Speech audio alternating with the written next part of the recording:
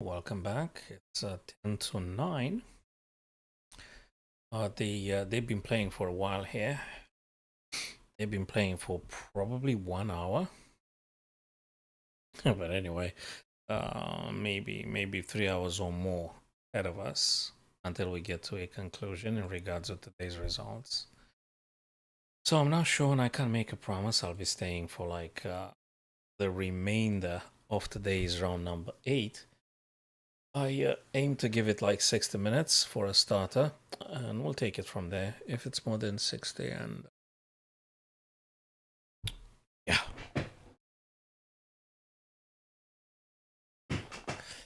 As per usual, we'll try to produce our best chess ideas, looking at the position ourselves using just our own minds.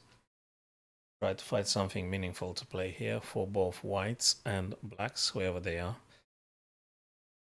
We're going to look at all 4 games, and we are going to circularly just visit every single one of them, give it a quick assessment, and then returning back, and we'll continue in this fashion. So we have Prag and Alireza here. Quite balanced time-wise. And move number 12 about to be on display. Hello, Simpson. How are you? How's it going?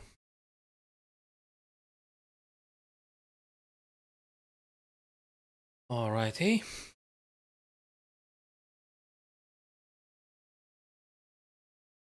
So white to play here. It looks to me we need to find a way from that for that bishop to play. So you either do something right now with the bishop, or you try something like this. So which one's gonna be? Which one's going to... Sorry, apologies. F4 is not playable. Just G5 on this.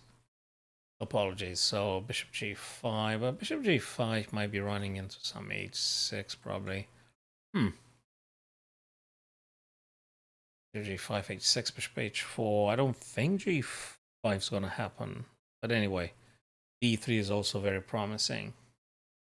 B3 puts a definite stop to any pawn coming down, and maybe B3, bishop B2. So that could be very well. So I think we have to take it step by step here and just develop pieces. Bishop E3.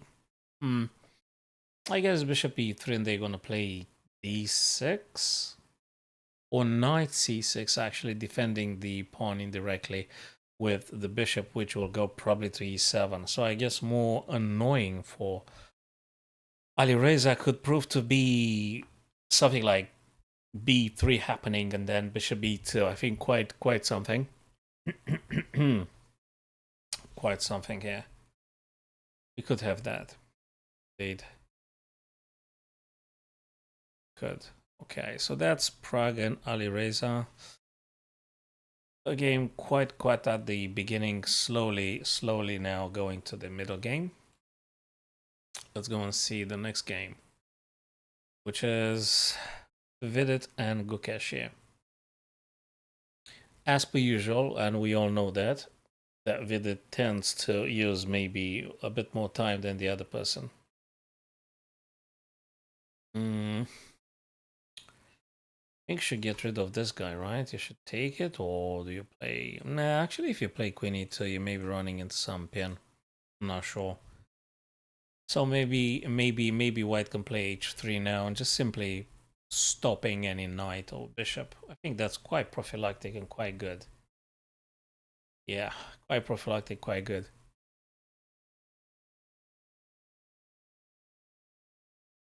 Other than that, I'm not sure. But I think looks okay. Looks okay. I don't know if you want to seriously expand on the queen side. Could you do A5 and B4? Yeah, the bishop will go on A7. So yeah, still you have to move that queen up and maybe prevent them from making any move on the G4 square. So that I think it makes sense. I think it makes sense. Yeah, I'm oscillating in between queen e2. I'm oscillating between queen e2 and h3. I guess. We'll see. Rook e8 probably you could do also bishop e6 and you're gonna take with the rook, right? So that might be the case. Anyway, definitely Vidit is the type of super gem that will be using maybe a bit more time than the other person. So it's not a big surprise to seeing Vidit thinking quite substantially right from the very start. That is. Hello, Kartik. Going for the next game here. Which one is it? Hikaru Fabi. Hikaru Fabi. Everyone had castled here.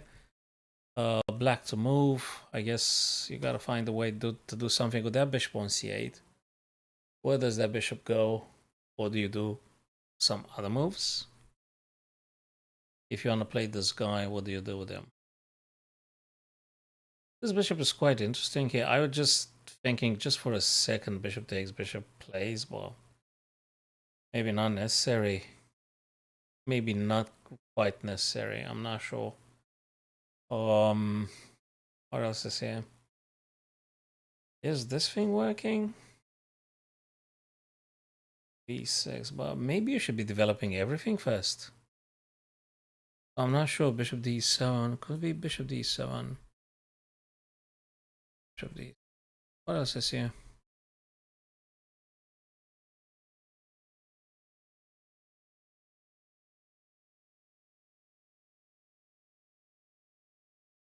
Or do you play bishop a7 for this? I guess I should develop things. I kind of like queen b6. Bishop d7, not spectacular, but at least you get all your pieces in the game. And then you can think about some rook e8 and things.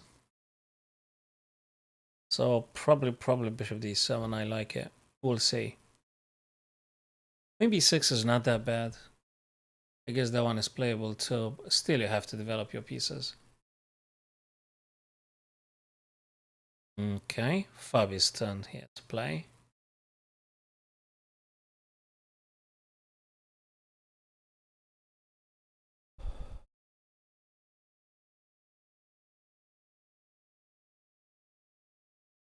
Are all of them are from the same country? I mean, like 2 players representing United States, 3 players representing India, and practically that's what we have. And Abasov, I think, is playing for what? For Azerbaijan? Sorry, apologies if I messed up the countries or something. Oh, it's not just from the same country, all of them. So you have the flags here. So you got, oh, Alireza playing for France. And yeah, Azerbaijan, exactly right. Azerbaijan, there you go. So what did happen here? h6 very much stopping a possible bishop g5. Takes, and now you will have to save the black knight. Would you go b4, or am I wrong? Gonna go bishop b4 here, or do you do bishop b? Sorry, you do knight b4 or knight e7? What exactly are you playing here?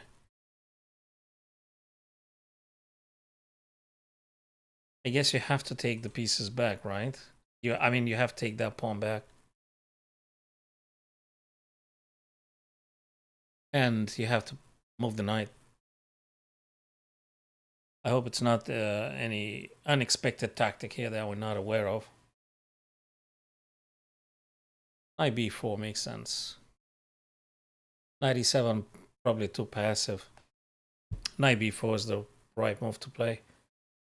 But after knight b4, can white do bishop c4, I wonder? Sorry, what is going on? Is there a sideline or something? What's going on here?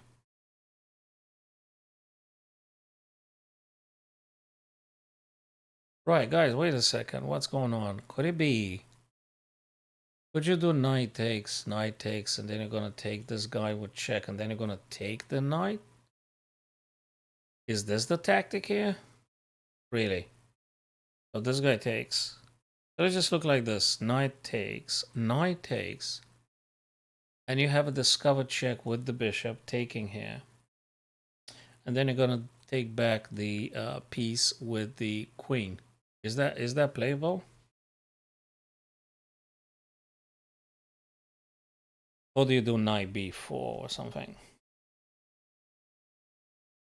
Knight b4, bishop c4, knight b takes, bishop h2, knight or king takes and queen takes d5. Could it be? Well, Abasov is considering probably a few lines, but definitely the bishop can take on h2, and then you can take back the stuff that is exposed on d5. I guess you could play like this.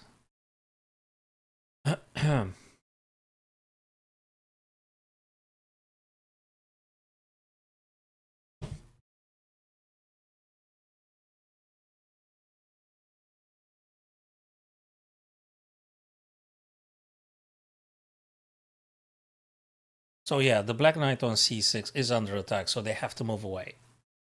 Or you just take the pawn right now. Yeah.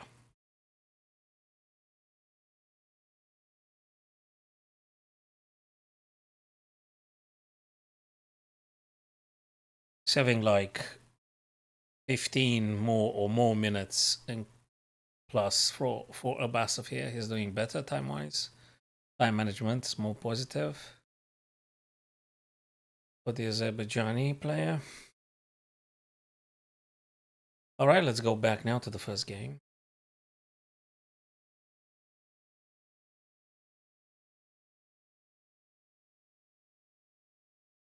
c3 being played. Probably you want to make some space for the queen. I'm not sure where exactly you want to get it. Could be b3, could be c2. Also, if they want to play some knight c6, you're going to be taking the... I mean, you already denied them the entry point on d4 or b4 for that matter, so that might be. You know what was interesting? I was hoping for white to actually making something with this bishop, the dark square bishop. I was more like expecting them to play b3, bishop b2 rather than c3. I'm a little bit surprised here. I guess he plans to do something just more mild. Bishop e3 or something. So where do you get that bishop to, though? Where do you get that bishop to play? I don't know. I don't know.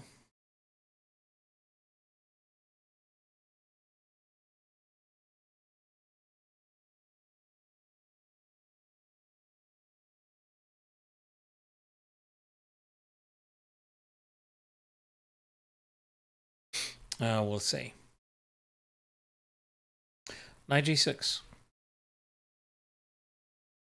Knight g6. Then again, where do you get a bishop? Probably you'll get just bishop e3, right? That's what you're going to play. Bishop e3. And if there is a knight on e5, what do you do?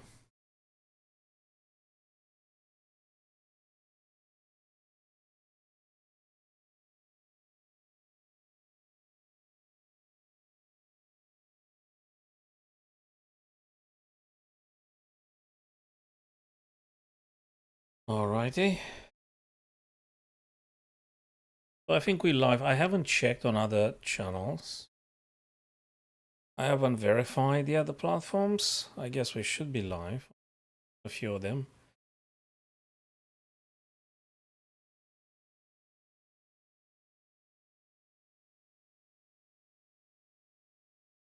Okay, what does white want to do here? They want to develop the pieces. Nothing is being attacked for now, so probably bishop e3. And if knight e5, you'll have to figure out something, because knight might be coming here as well. So I just wonder, maybe h or something. After knight e5, that is. So bishop e3, knight e5, h3. Well, there's a thing though, because knight can take the bishop. Well, you're gonna take back. Huh. Or maybe you should play rook fe and then develop bishop e3. There are a few things here. Also, we might have this at some point. Hi there, Sonoji. Reading messages now. Back on display, rook e1. Rook e1 makes sense. Exactly as I specified with my arrows. Looks absolutely doable. Rook e1. There is always a very good reason to go rook fe, rook fe, either white or black. And yeah, absolutely fine. There's nothing wrong with rook e1. Rook fe1, nothing wrong. I guess bishop e3 can be played. You still have to play the bishop sooner or later. If you really want to be funny, maybe bishop g5, but bishop g5, I guess black can play bishop e7 regardless, and if you take, they're gonna take with the king as if they had castled. That might be also another idea. So if you try this, black might respond e7 or something. Well, heck, they might even do f6, right? But it's just weird, but I guess you can. Okay, there's a few options here. Yeah, that makes sense. This makes sense. Queen e2 makes sense. You wanna try queen c2, queen b3, maybe those ones too. Okay. Okay. And Prague is probably considering these ideas and many others. And many others. Can you push the h? I didn't think at all about pushing the h pawn. Can you actually play h4? Why not h4? What's wrong with h4? Rook fe1, I don't think that's a bad idea, but just considering h4. h4 with the purpose to just push the h pawn, right? Doing a little bit of disturbance of the king side. h4, h5. Could it be? And you develop the bishop later, given the fact that black didn't play their own bishop on f8. So maybe you could use this tempo to advance the h-pawn. h4, and I guess black plays h5? Although that gives up on the g5 square, which you might be able to just plant your knight or something. Sorry, not as long as the knight attacks h4, but if you played this and then played that, you can't play the knight on g4.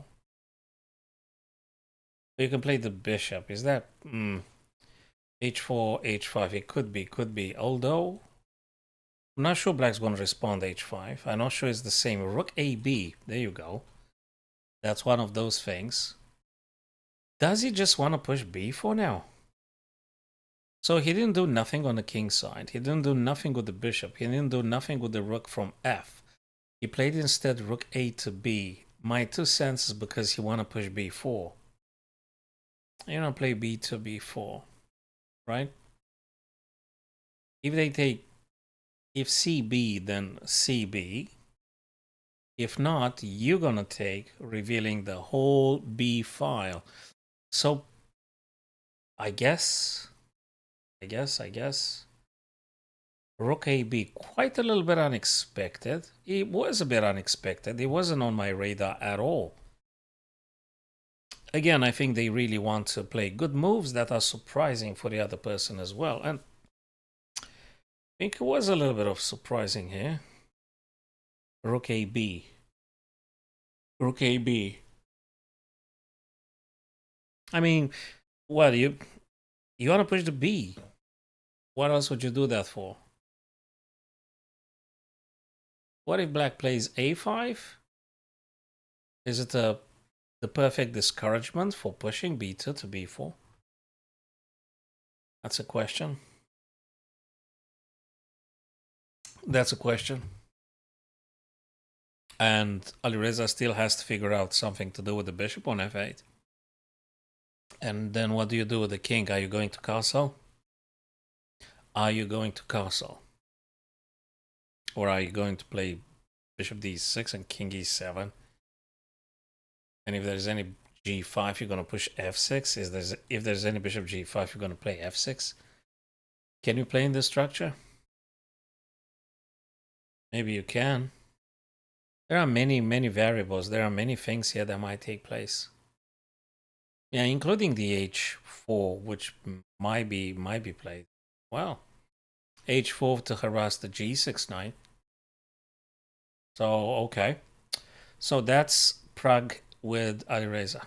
Now, we're going to go to the next two players, the next board. That is Vidit Gukesh. And of course, not a surprise for anyone, that Vidit is just 59 minutes, and the other guy, whoever they are today, is Gukesh, is always having more time than Vidit. Yeah, 59 minutes and 90 minutes and more. 94 minutes for Gukesh. Big difference in time. And Vidit is still pondering and pondering and pondering. Boy, oh boy, oh boy. Just move number 9 had happened, and now he's gonna play something that would be move number 10. What do? I've just highlighted with the arrows here, so one of these moves, I guess. H3 is it's kind of that move you always want to do it if you don't want to get in a pin or something. Queen to b3 not going to work, I guess, because this. Well, you do take with check. The king's gonna move to f, I guess. You know, queen is on pre, and the queen go a2. I think he's actually thinking about this stuff.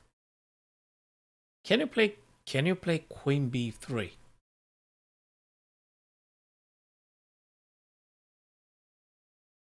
Well, queen b3, bishop e6, right? And you still have a problem on knight e5. I'm not sure. I'm not sure. I'm really not.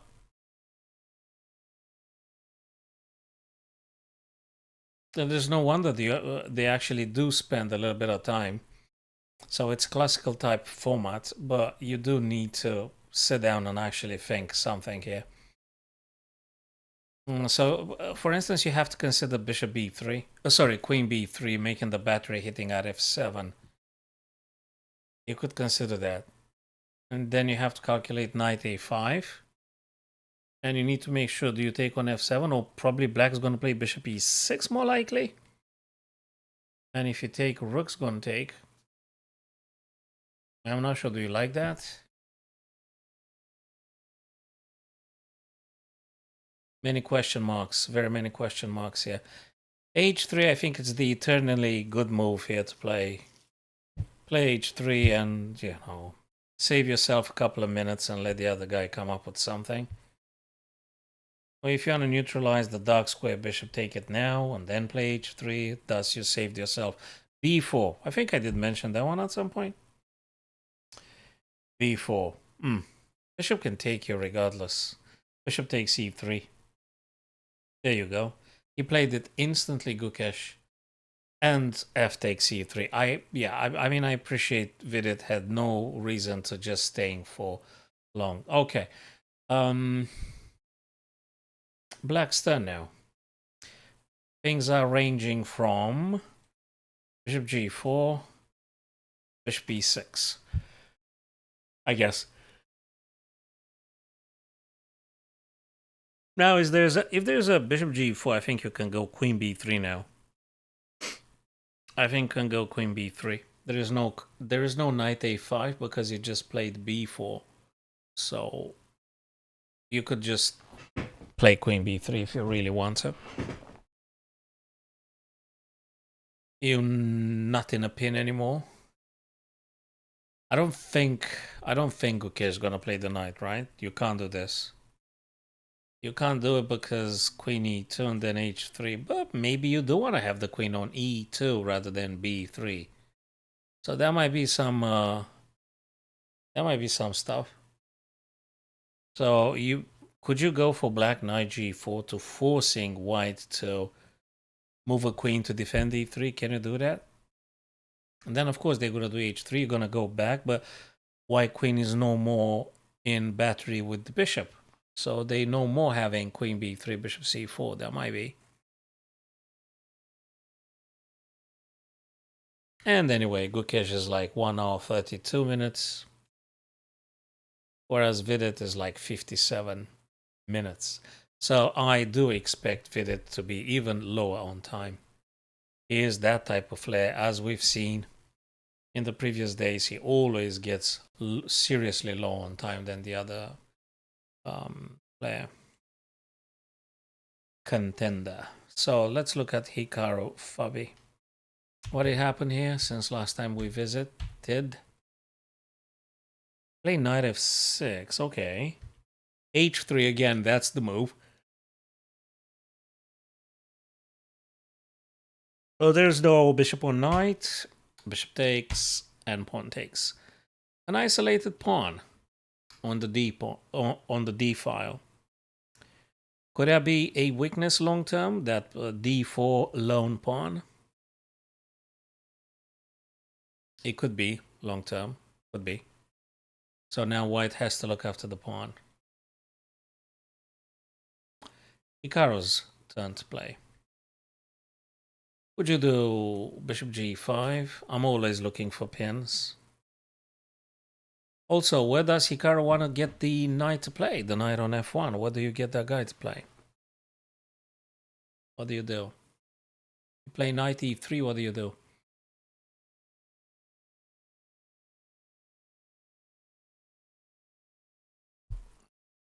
I guess you could do knight e3. Knight c4. Knight e5, although it takes a billion years, but you need to develop your pieces regardless.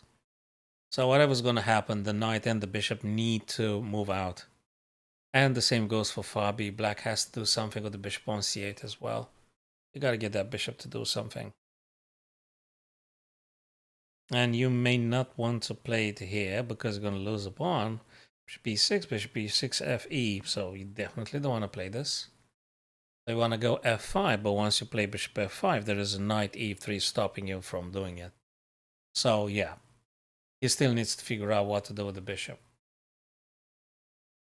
Do you think Fabi will consider at some point sacking a bishop here? You need the queen a bit closer or something in order to do this crazy stuff. And definitely not after knight e3. I don't think you can do that. I don't think you can do this. Anyway, white to play. Knight e3, definitely a move. Could be knight g3. Yeah, could be knight g3 as well. I like knight e3 a bit more because I want to play c4 and knight e5.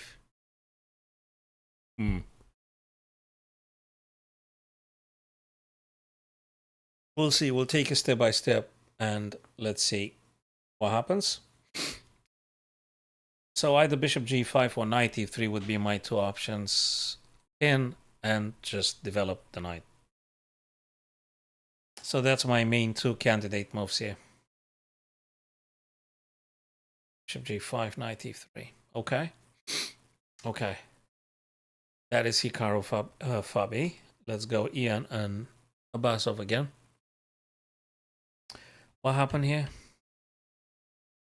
I did say knight b4 previously. We did say that. Knight e5 by Ian. So he didn't do any bishop c4 or something. He played knight e5. He played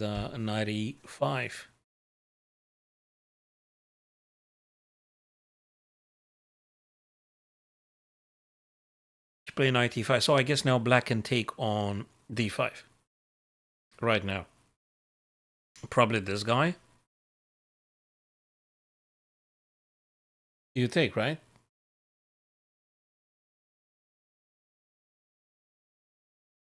If this were to happen, knight takes. White can take, black can take, and bishop f3. That makes sense. So that might be something that we might just very well see happening. So I guess now the bishop on e2 wants to go to f3. I guess it makes sense.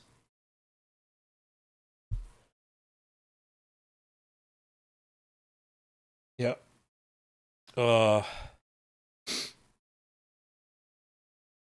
As per black, probably you have to take that pawn. Can't leave it there. So knight takes and just play like that. Knight takes, knight takes, bishop plays, and then what do you play? Knight back on f6?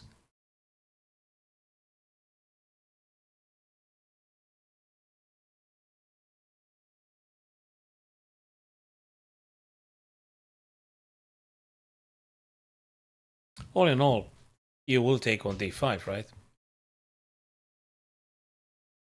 That was the whole stuff, moving the knight away from c6 to b4.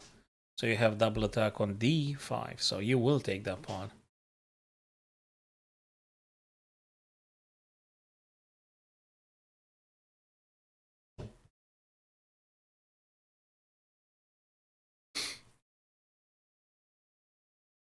Okay, let's see what Prag did against Alireza.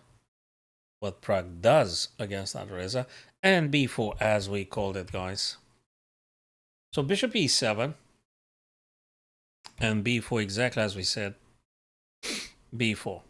That made sense. In the minute Prag decided to play rook a b1, I kind of knew, and probably you understood this as well, that white wants to push b4. And that's exactly what happened. b4 makes sense to want to open the rook's file, especially if the rook is on the same file with the black queen here. So b4 makes a lot of sense, and it became obvious after rook a1 to b1 being played. And now Alireza has to consider if taking is an option or moving queen away. That is c7?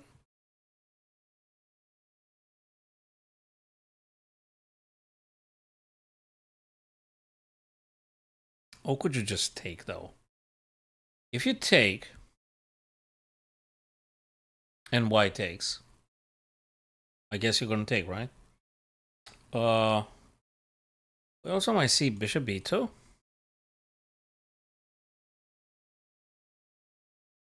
Takes, but what if they play bishop f6 straight away? You can still have bishop b2. If they take, you take. If they don't, you're going to take, regardless. So we might see something in relation with both bishops attacking on a1, g7. We might just see that. We might just see this. So let's see what Alireza decides to do about that pawn. You can't play bishop f6 now. You're going to lose the pawn on... Actually, you can. Bishop f6, you take, he takes. Yeah, but I don't think you should allow white to take. Because if you allow white to take on c5, you're actually encouraging them. You know, I mean, look at that rook. Look at that rook. FIDE pin drop, cb4. Yeah, cb4, that's exactly what I said. cb4, cb. Yeah. Yeah, bishop d6 could. You need to be ready about giving up on this diagonal. Then I guess there is something bishop b2. There is something about this move. And mind you, though, if you're on a castle short here, pin drop silence, you gotta really factor in this. So that bishop b2 looking quite scary. So I would say pin drop that maybe you still want to play bishop b2.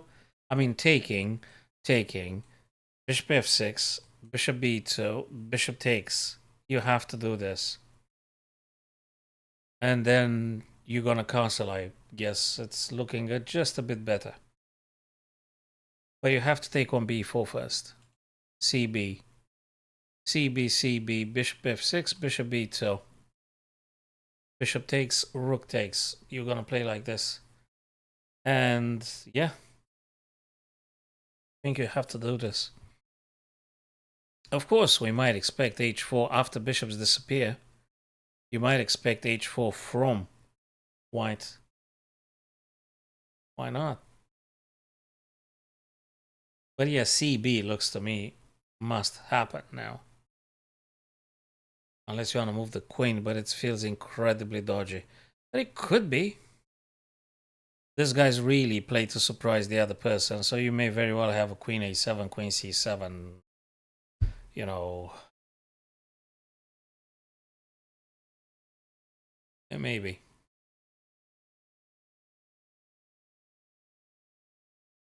Still black needs to castle, right? I mean, they can't just keep the king on e8, right? Or can? Can they? Maybe after bishop f6, white can, black can play king e7 and leaving the, I mean, playing like this with the king on e7. Could be. Quite complicated. But it could be.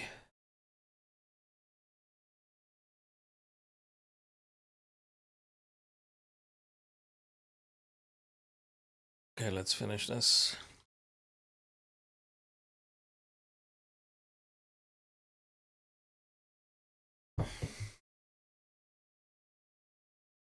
All right. Let's look at another game. Vidit and Gukesh. So what did happen here since last time we visited? Bishop e6, okay, bishop e6. d5, hitting the knight. Oh, that's surprising. Painful. Could we see queen b3 now? Could we?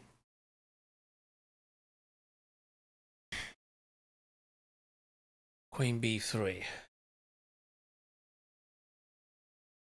Right here. Rook e. Then you're going to play h3 and then you're going to be sending them back. Yes, you can. I guess you can.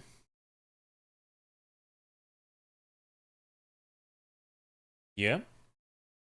If there's any black pawn taking, you're going to take with this guy and you're going to be denying a6 and c6 from the black knight, which probably going to be developed on d7 ultimately.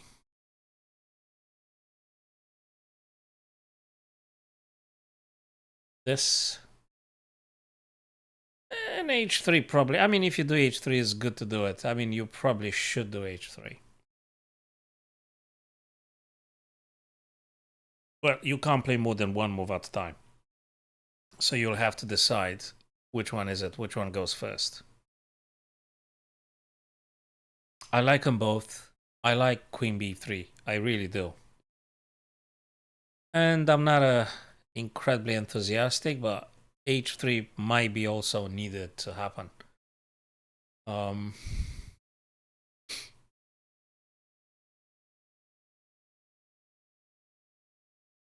Yeah, queen b3, I think it's my first candidate move here. It's my first choice. I really want to do it. I want to connect the rooks. And knight g4 is something that is a little bit annoying here. So I don't know. Do you want to play h3 first? And then you're going to decide. If you don't do queen b3, if bishop takes on c4, you will have to take with the knight, I gather. Which is not that bad after all. You could replace the bishop with a knight. If you take the black bishop now, I think you're gonna kind of like looks like you're helping black to lift the rook. I mean, maybe they're gonna do rook g6 in the future. You never know. So maybe h3 first. Maybe h3. But as very, very sure, as we said, Vidit really, really tends to use a lot of time. He is thinking. Boy, he is. 46 minutes for Vidit compared with 1 hour 28 minutes Gukesh. And, Hikaru now. Hikaru Fabi. What did happen? Okay. Bishop c2 makes sense. It could be, so this one doesn't really work because there is bishop e1. Then you're going to play e3. Okay, but what is Fabi going to do?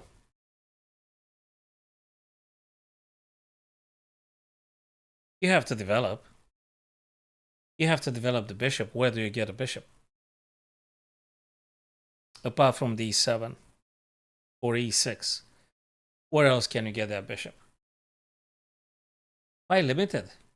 Quite limited. I think I like white a bit more. I think also white would like to consider knight e3. If black knight takes, you're going to take with the f, or you're going to take with a bishop. We'll see about that. So for Fabi, I guess bishop e6. I'm sorry, but what else can you do about that bishop? I think now you're at the stage where you just need to figure out how your pieces are going to be developed. So yeah, like where?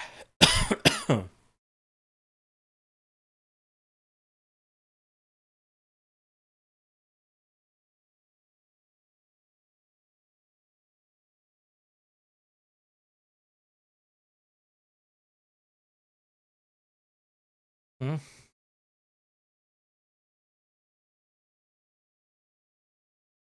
You have to play knight on e3 if you want. Yeah, bishop e6, exactly as I said. I mean, a lot of explanation for something that it's incredibly simple, limited, and again, just not too many options for black.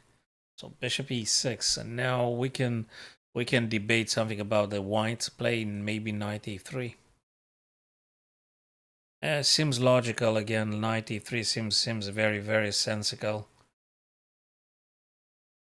Queen d3 to threaten the checkmate on h7. You have to be prepared to facing knight b4, Abhijit. So queen d3 I appreciate. I really do appreciate. But they're going to be playing knight b4 and you are going to lose the bishop on c2, Abhijit, for sure. That's exactly what they're going to play. I almost, I'm pretty sure if queen d3, knight b4 would be responded immediately. g3 is weakening the king side terribly. And not just that it's weakening, but I guess you're going to start dropping pieces like pawns and stuff. So I think g3 can be discarded and queen d3 too, which I think it's a little bit of a mistake. Queen d3 previously. And g3 a blunder. Knight g3 makes sense. I guess knight a4, bishop g5, because black doesn't have a dark square bishop. So we might very well see knight a4, bishop g5 happening. It might be. Maybe knight a4, knight c5. There are quite a few options for a knight once they reach e4 square. And if you really, want to not being harassed by any b4 knight, just do a3. And then you can have the battery Abhijit with queen d3. Oh, okay. If you meant knight g3, that's exactly what happened anyways. So knight g3. Knight g3 indeed. That's exactly what happened.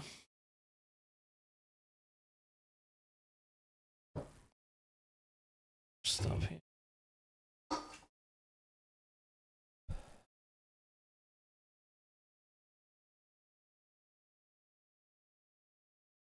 Okay.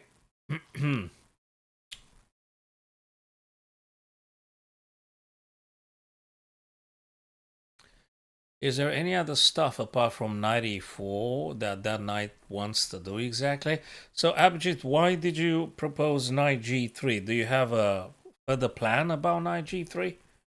What's the trajectory? What's the stuff about knight g3?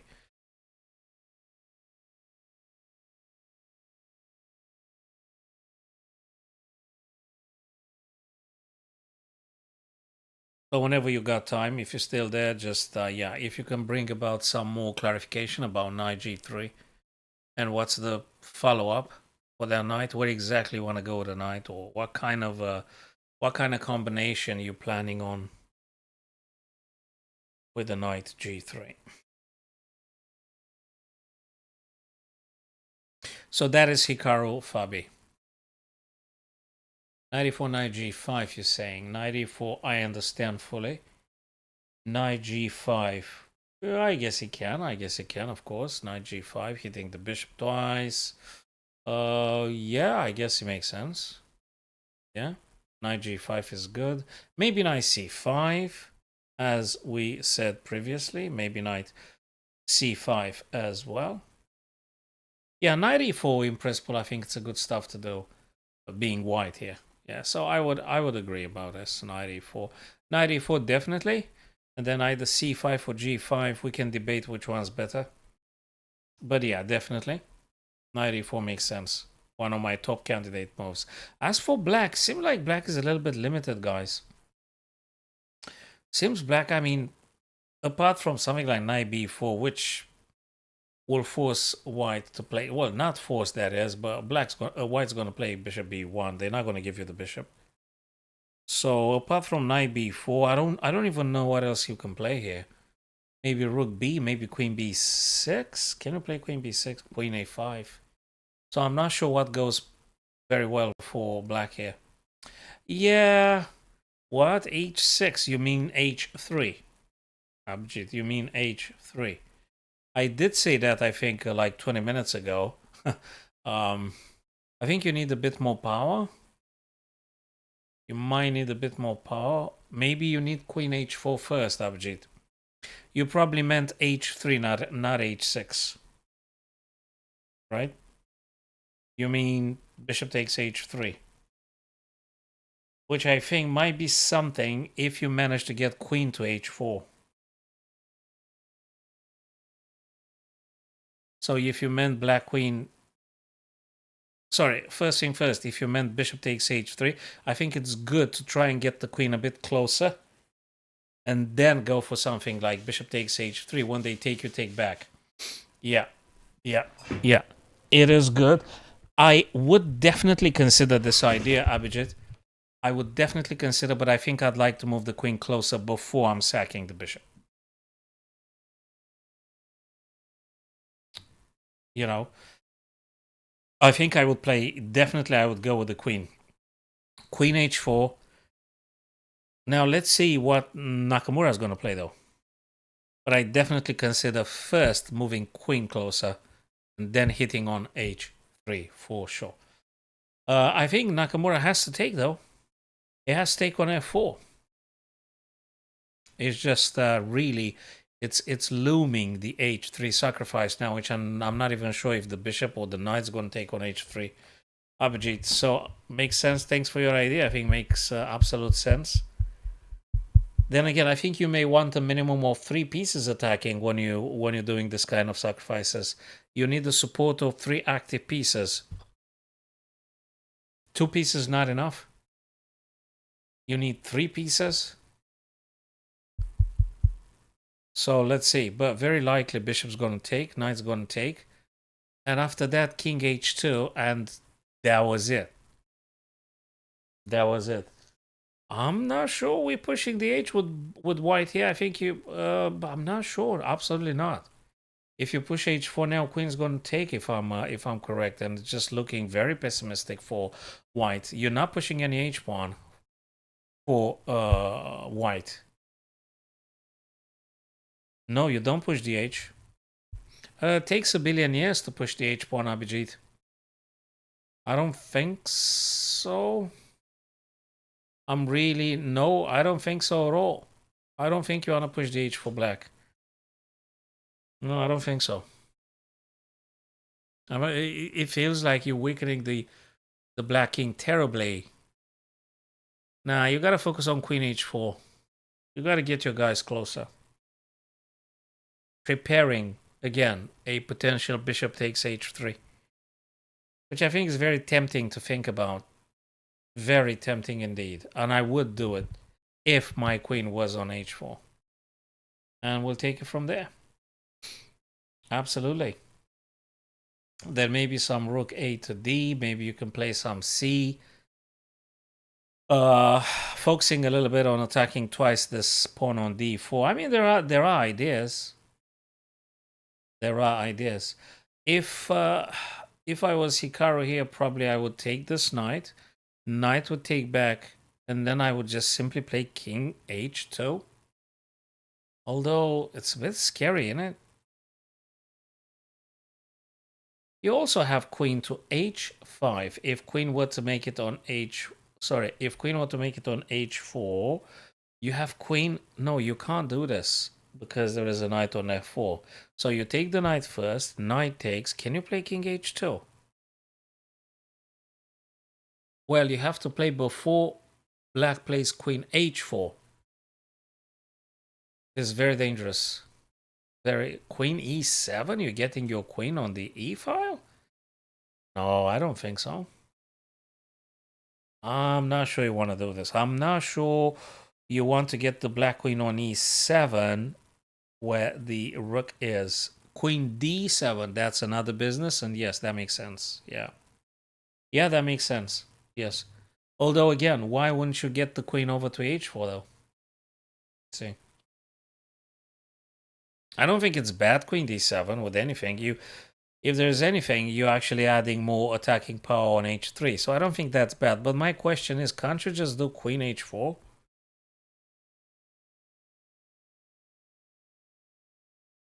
What's wrong with queen h4? Am I missing something?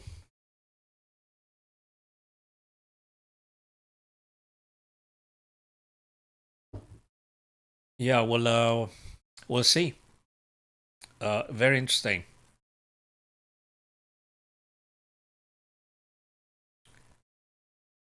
So if I am to pick up the black queen now and place it somewhere, I would definitely put it on h4. So you could practice this little game every single time you watching Super GMs or you yourself playing, if you have the luxury of time. Ask yourself, where would you like to having that piece if you're given a chance to pick it up and place it somewhere, you know? And if I am to consider now the black queen's position, if someone would just simply allow me to pick it up and place it on a square, I would definitely put that queen on h4. So I guess you want to get there with the queen. Specifically if you want to push for sacrifice on h3. We'll take it step by step. Very interesting. Will be very instructive. Very engaging and things. So let's go to Ian and Abasov, and then we're going to go to the other guys, of course, as per usual. What did happen here, fellas? Queen f3, okay, double attack on the black knight. Bishop plays b4, multiple things, amongst others, queen defending twice the black knight attack, which is attacked twice. Now it's being defended twice. And the bishop here does not allow any rook on the e file. And yeah, but a couple of moves had happened. Queen to g. Okay. Queen to g because Ian wanted to take on h6 and then checkmate Abasov on g7. He can't really allow that to happen, fellas. So king to h8, obviously. And now you can't take on h6. Rook a2 being played as we speak now. And if you're asking me why the heck did that happen, I wouldn't have an answer straight away. So if you ask me now, why did Ian play rook a2, I'd have to think about this one. So the question is, why on earth did he play rook a2? Well, okay, I understand, probably because you don't want to be hit by the bishop or something. So did he move it like preemptively? I mean, like, oh, it just dawned upon me. Rook a2 because you want to play bishop d2. Well, heck, that makes sense now. That makes sense now if you try to reconstruct the Super GM's thinking processes. So rook e2 in order to do bishop d2 and opposing this nagging guy here. So you got to get rid of that bishop. That makes sense. Okay. And not just bishop d2, you may want to also make in a battery maybe. For the A file, there's many ideas, but that springs to mind now as being obvious. Rook A2 for bishop D2. You do want to get rid of the bishop because you won't be able to play rook E1 anytime soon, amongst others. So let's see. F6 is a disaster for black to play because of the massive weakening, which is G6. So black will never play F in this position here. Absolutely not, no, no, no. There's not going to be any F6 for black, not now, not in this position. And my interpretation, rook A2 because bishop D2 intended by Nepomniachtchi. What's black going to play? Definitely not F6. No way. I don't know what black's going to do. I don't know yet. Can you do queen F6? Queen F6. I don't know. Can you?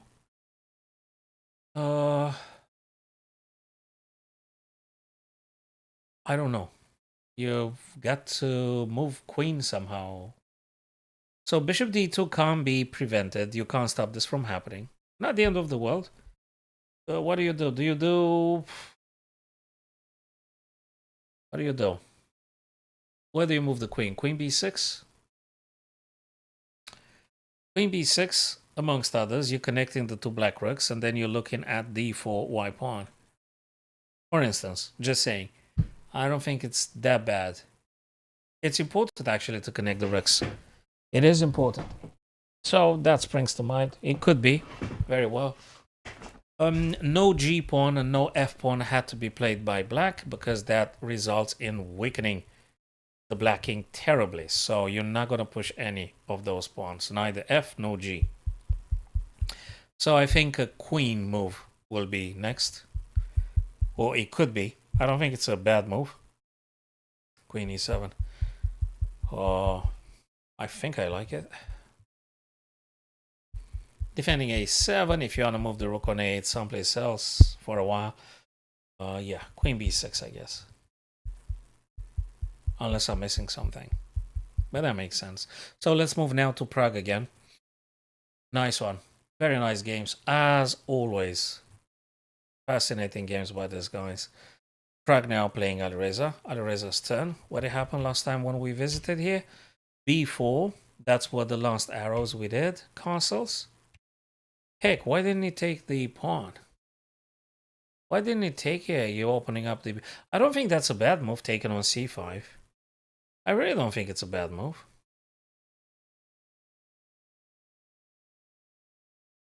A pin is a pin. You exert pressure on the b file. That's where the black queen is. Anyway, he did. He played a4. Okay. Sure.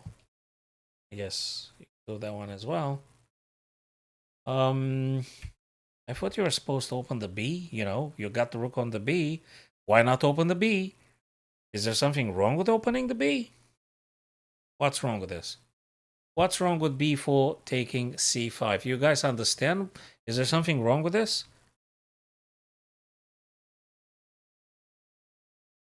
Okay, c3 is an isolated pawn. So, as the a pawn, maybe that was the reason? The pawn structure?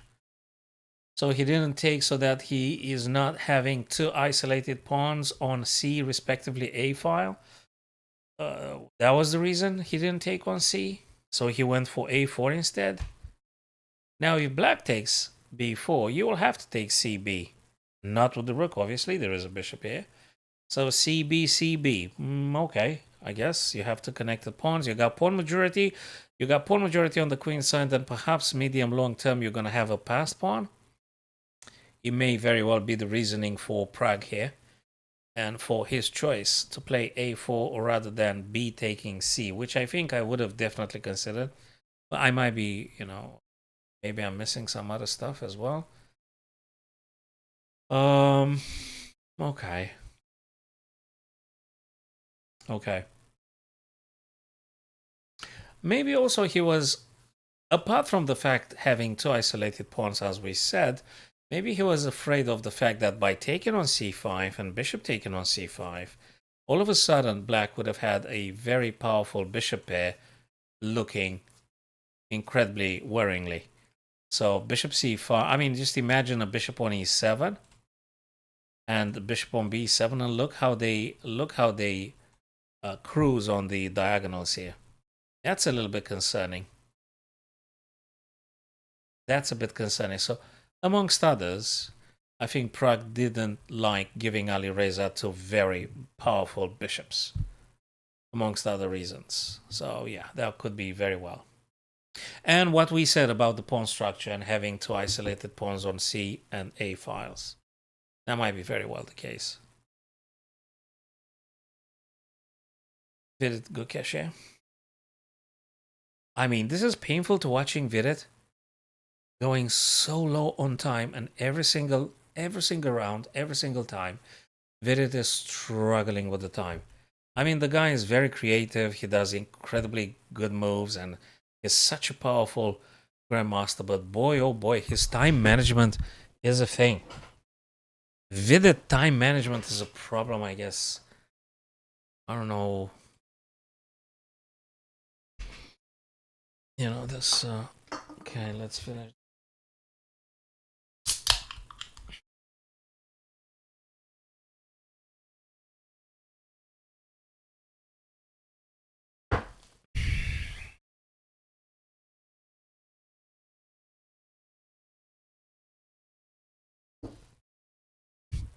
So,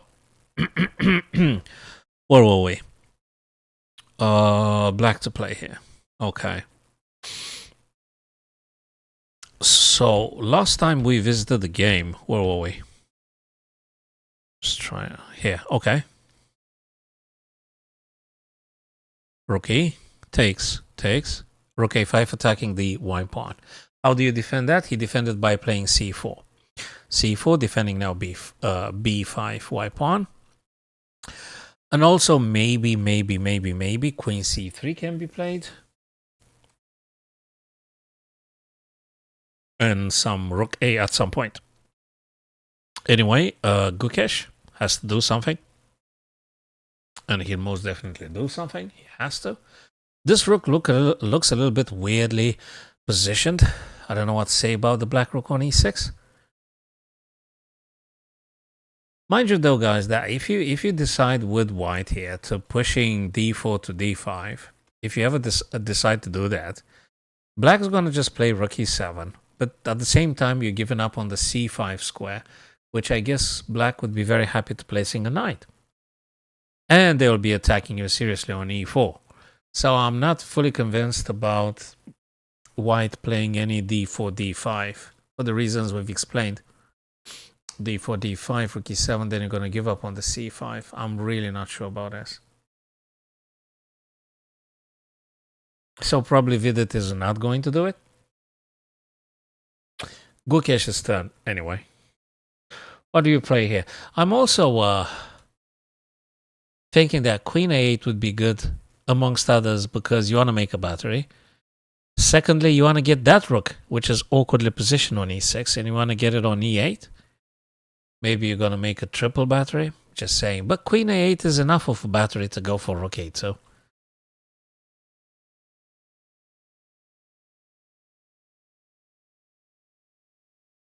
Other than that, e3 is something that probably black would like to go for and keep some pressure on the e3. But I guess in the moment white plays h3, there's no more. The knight will have to go back.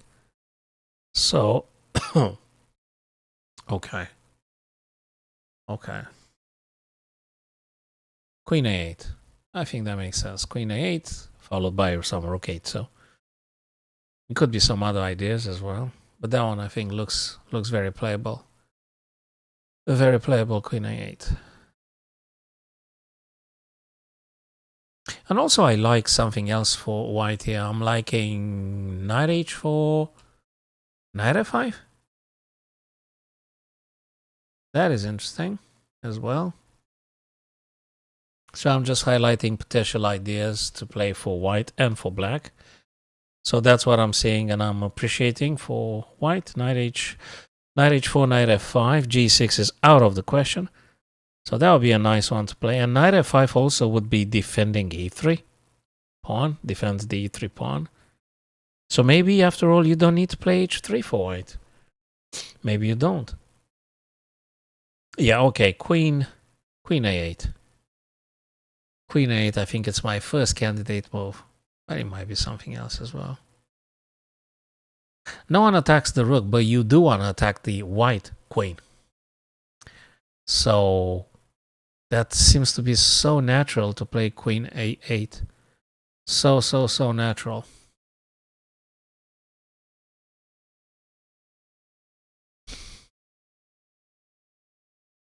I'm not sure if black should take on d4. You're actually helping white. So I think we can discard e5 takes d4. This is out of the question. It's just terribly helping white here. If e5 were to take d4, the e3 takes d4, so you're suddenly helping your opponent. No, I don't think so. Queen a8. We're going to see anyway. I'm going to leave the arrows. We're going to move to another game. And when we revisit, we're going to check if we were correct about our predictions here. So let's go to the next game.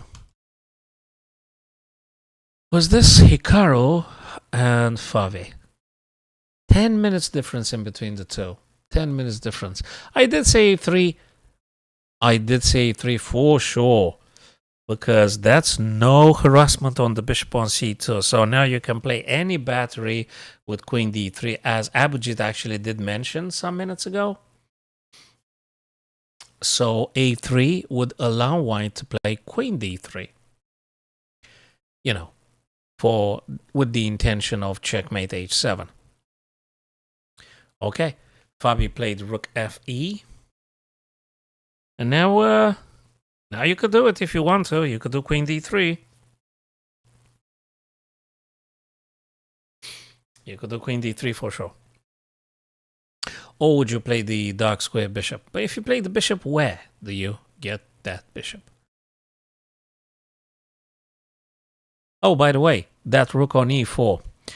I don't know if Abhijit is still here. Abhijit, hi there, Kumar. I don't know if I said hello, sorry. So rook e4, amongst others, stops any black queen to come on h4. We did say queen h4. I did say queen h4 a few times. And rook e4 definitely stops this from happening. So there is no queen coming there. And that tries to prevent any bishop h3 and complications and stuff. Rook e8. Okay. Queen d3 I think makes sense now. It definitely makes sense. But let's see what Hikaru comes up with. Yeah. Since you had the a3 in place, why not queen d3? Let them think about stuff. Yeah, I think it makes sense. Queen d3. I love it. Queen d3 now. Queen d3 for white. Queen d3. Then another future move could be bishop d2. Heck, and then you just double the rooks, then double the rooks on the e file. You know. Queen d3, bishop d2, double rooks. Of course, black's going to play something. Fabi's not going to just sit and wait. Yeah, that's hi, the Brook. That's just something that Vidit always does. The guy is always getting low on time. Maybe that's his personality. Maybe he wants to cover as many lines as possible, but he's always getting low on time. I've noticed, and I've said it too. This is a thing with Vidit. This is a thing with Vidit. He always gets low on time. He's actually the only super grandmaster that you will know he gets low on time. Yeah. I don't know. He thinks too extensively. It just takes too much time for him. Yeah, he gets in time scramble every single time. So, a5. I was expecting here, by the way, guys, I was expecting bishop d2. Maybe that is why Abasov played a5. He said that I'm not going to take your guy, but if you do take my guy, oh, I actually might be playing knight here. Oh. That is interesting. Therefore, Ian replied with rook e2. Rook e2. Huh. Well, after all, if there is any queen b6 coming, which I think he might, we might do bishop b2 then. That's interesting.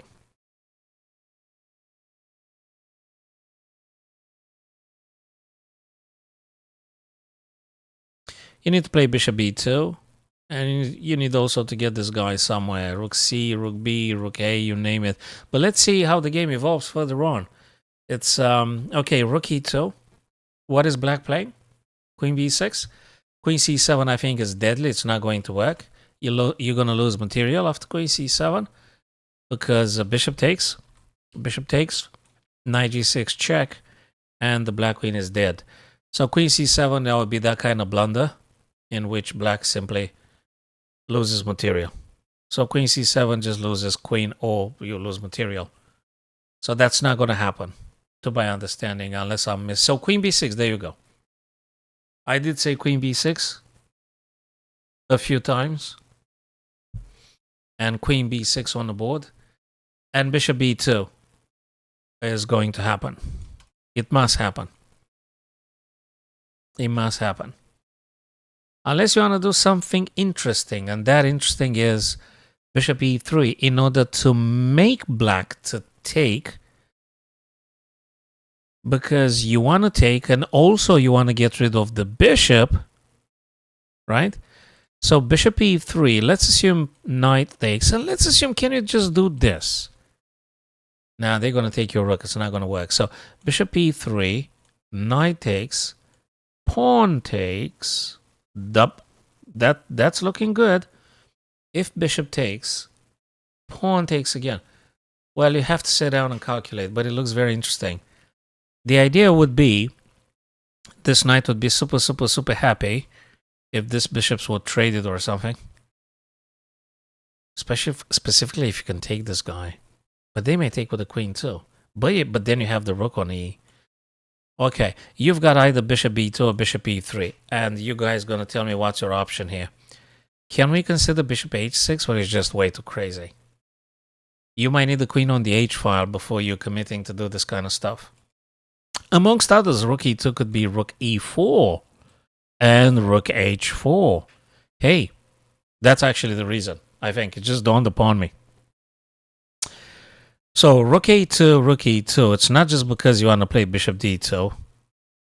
It's not just this. I think the long-term reason would be rook e2, rook e4, because you simply want to play bishop takes h6, and you want to have a rook on the h file. So now you guys, you can speculate about a potential. He wants to do the sacrifice on h6. He doesn't even touch the bishop on c1. He wants to give that bishop for the h pawn. In order to do that, I guess he wants to get a piece on the h file first, and then he's going to take on h6. I guess, my 2 cents. I guess that's the stuff. So I was simply wondering why didn't he move the bishop on c1 at all? And I guess he don't want to waste no more time with that bishop. He wants to prepare bishop captures h6. Now, if you play rook e4, you do two things at the same time. If you play rook e4, you defend d4 from the black queen, but you're also preparing rook h4. So rather than moving the bishop again, which probably is destined to sacrifice on h6, you may just very well play rook e4 with a double purpose, or maybe let's say multi-purpose, because at this move now, move number 21, 22, whatever you do has a few consequences. So let's say multi-purpose move, rook e4, defensive, and very importantly, offensive as well. Okay, it's getting really interesting and exciting again now. You tell me, what do you think? Abhijit, the group, guys, whoever is with us here, you tell me your honest opinion about rook e4, rook h4, or is complete nonsense? You guess.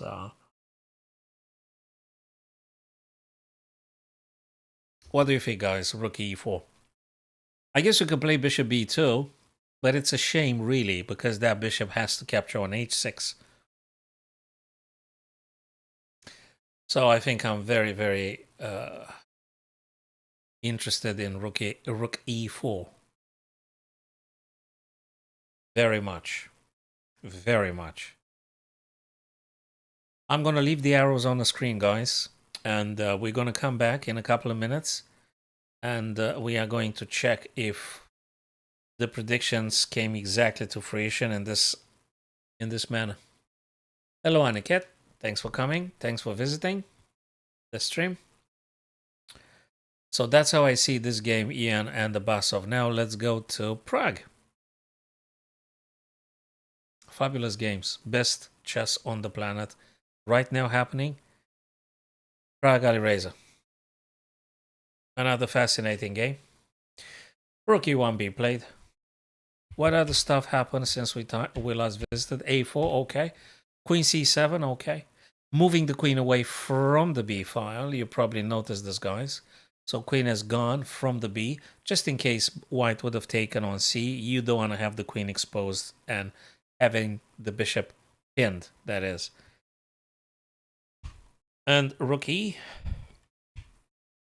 And okay. Alireza again. He gonna play something with the rooks, right? Or he gonna play bishop d6. Well, okay. Yeah, all right, Richard. I'm not interested at the minute, mate. Okay, thank you. Not interested at the minute. So black can play bishop d6. Well, I think he can. He can also play bishop f6. You can play bishop f6. I guess you can.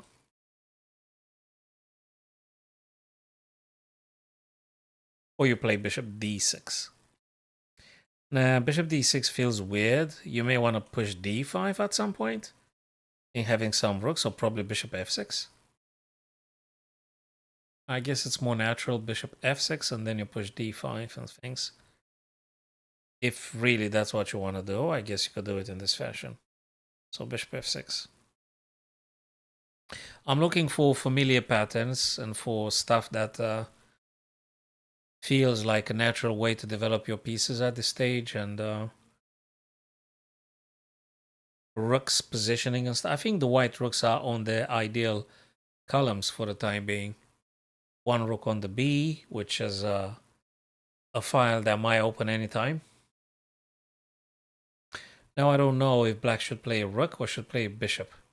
If you had to play bishop, probably bishop f6. If you had to play a rook, probably a rook f to d or rook a to d. I'm not sure. I'm not sure just yet.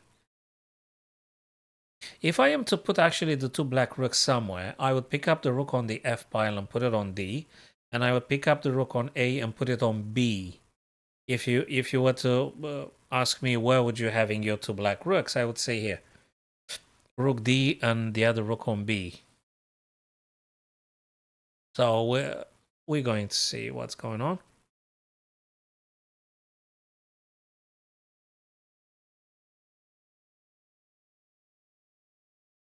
And there is another thing here. If you take CB now, CB, nah, CB, it didn't do nothing. Complicated, actually. Yeah, you have to take it step by step now. I guess one of these three moves. So these are my candidate moves here. One of these three. Pawn move, bishop move, rook move. Heck, that's quite a few things. Not easy. Definitely not easy, as we all know, especially at this level. Chess is never ever easy to play. Unless the other person blunders massively, which is not going to happen. Not at this level. And Vidit Gukesh, and poor Vidit, poor Vidit, with his time management. 35 minutes for Vidit. Oh boy. And didn't I say Queen A8? Oh, I did say it. Oh, I did say it. I did say Queen A8, and that's what he played. So we did get we do get quite a few moves that Super GMs play.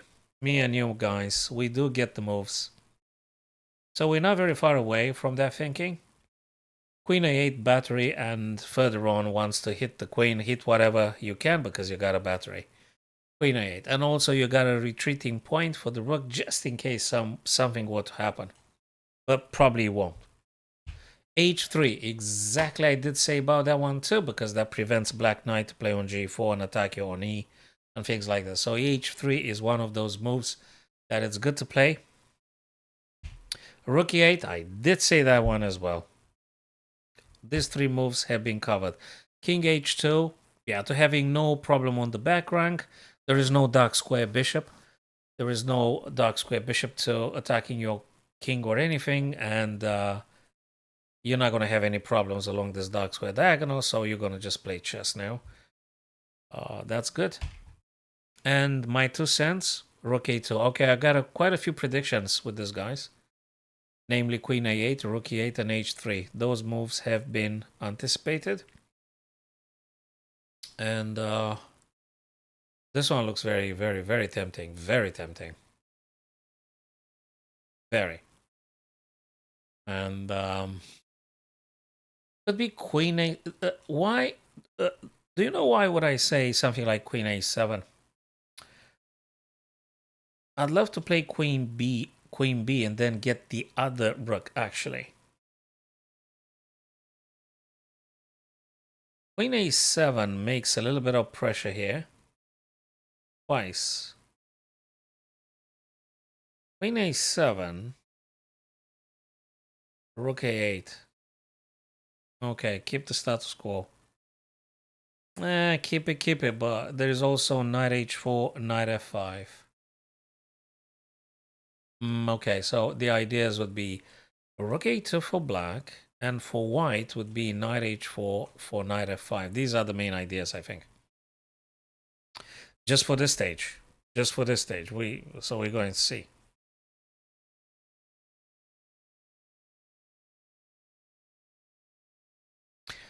Could it be B6 for Queen B7, Rook A8 to actually get the rooks together on the A file? And Queen on B7? I don't know. Maybe. Maybe. You have to sit down and calculate. But whatever you do with black, I think Vidit is going to give it 10 more minutes. So, you know, if Gukesh now plays... If Gukesh plays Rook A2... Guys, let's put it this way. When you're playing someone... When you're playing Vidit, you know Vidit is going to spend an enormous amount of time. So now you're going to throw a Rook A2, which seems to be very, very sensible. It's a very sensible move. It makes a lot of sense. You're throwing Rook A2 and Vidit is going to spend 10 minutes, if not 15 minutes. And you just do that. It's not a blunder. You're not dropping anything. You're hitting the queen. You're placing your black rook on the second rank where the white king is, so to speak. So you play Rook A2. Vidit for sure is going to stay 10 minutes with this. So, you know, after all, if you can get Vidit low on time, why not? That's a plan too. Time and the clock is a weapon as well. And if one grandmaster specifically spends a tremendous amount of time, why not? Why not? Okay, so these are the main ideas for black here. And we'll see if we're correct or not, or if we close or not. Again, knight on f3 would be thrilling to get on f5, and you gotta leave that guy exactly there. Exactly there. If the black knight were to move, if the d7 black knight were to move, say b6 or something, you need to consider sacking a rook on f6. So that's another important idea. I think you guys would agree with me here. If this black knight were to play b6, just saying, you need to be ready to a second exchange. Rook f1 takes f6. Very important. So you have to be careful here with black. g4 is definitely an option. b6, I did say b6. I definitely did mention b6. That means exactly like I said, Gukesh wants to play, again, amongst others, something like Queen B7, and he wants to actually get the rooks combined together for the possible attacking on the A file or something. So Queen B7. You don't want to get the queen caught up in the middle. You want to play Queen B7. And as per your idea, the group G4, definitely a move. Absolutely. Yeah, G4 for G5. Why would you play G4, by the way, the group? I wanna get your right ideas here. I don't want to speculate too much myself. I mean, I'm interested in hearing your ideas behind the move that you've suggested, G4. Why would you play G4?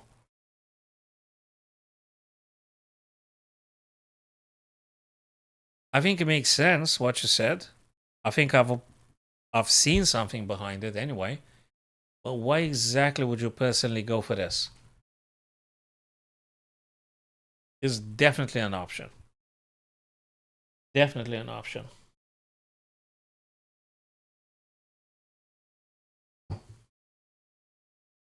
Hey, what did he do? Rook F.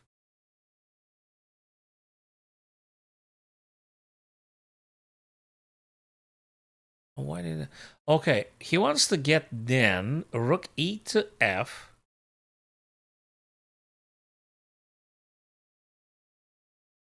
I think he still wants to sack on F6. He wants to. He looks for a combination to make the knight on D7 someplace else somehow, and then he plans on a rook takes F6. We'll see about that. I think it's a very attractive idea. So again, the group, feel free to tell me why do you suggest G4 to happen? This and that. Maybe this kind of ideas. Yeah. So if this guy disappears, you have to take with the rook on F6. Let's go to another game, guys. So we'll leave this one in the bins. We're going to visiting back in just a few minutes. Let's go to Hikaru and Fabi. What did happen? A3. Okay, A3 to stopping knight on B4. Rook E. Bishop B2. D2, apologies. Fabi's turn to move now. 40 minutes, Fabi. 47 minutes, Hikaru. Very nice, very cool. Not a problem. So Bishop D2 had been played here. Okay. Developing move. It's important to get your guys in the game.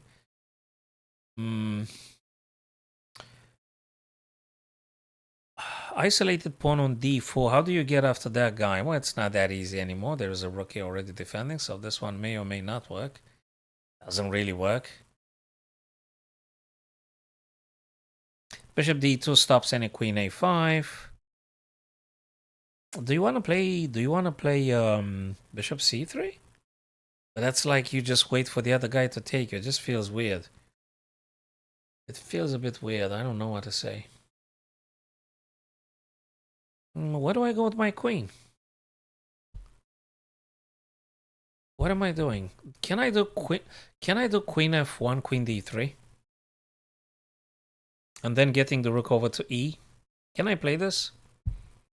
I want to get my queen on D3. I want to keep the dark square white bishop exactly where it is.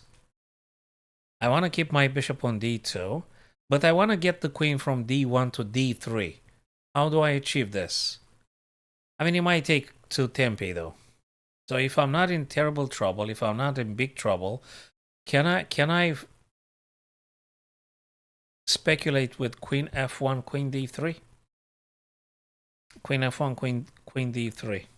And then rook A1 to either D or E, something like this. Is that playable?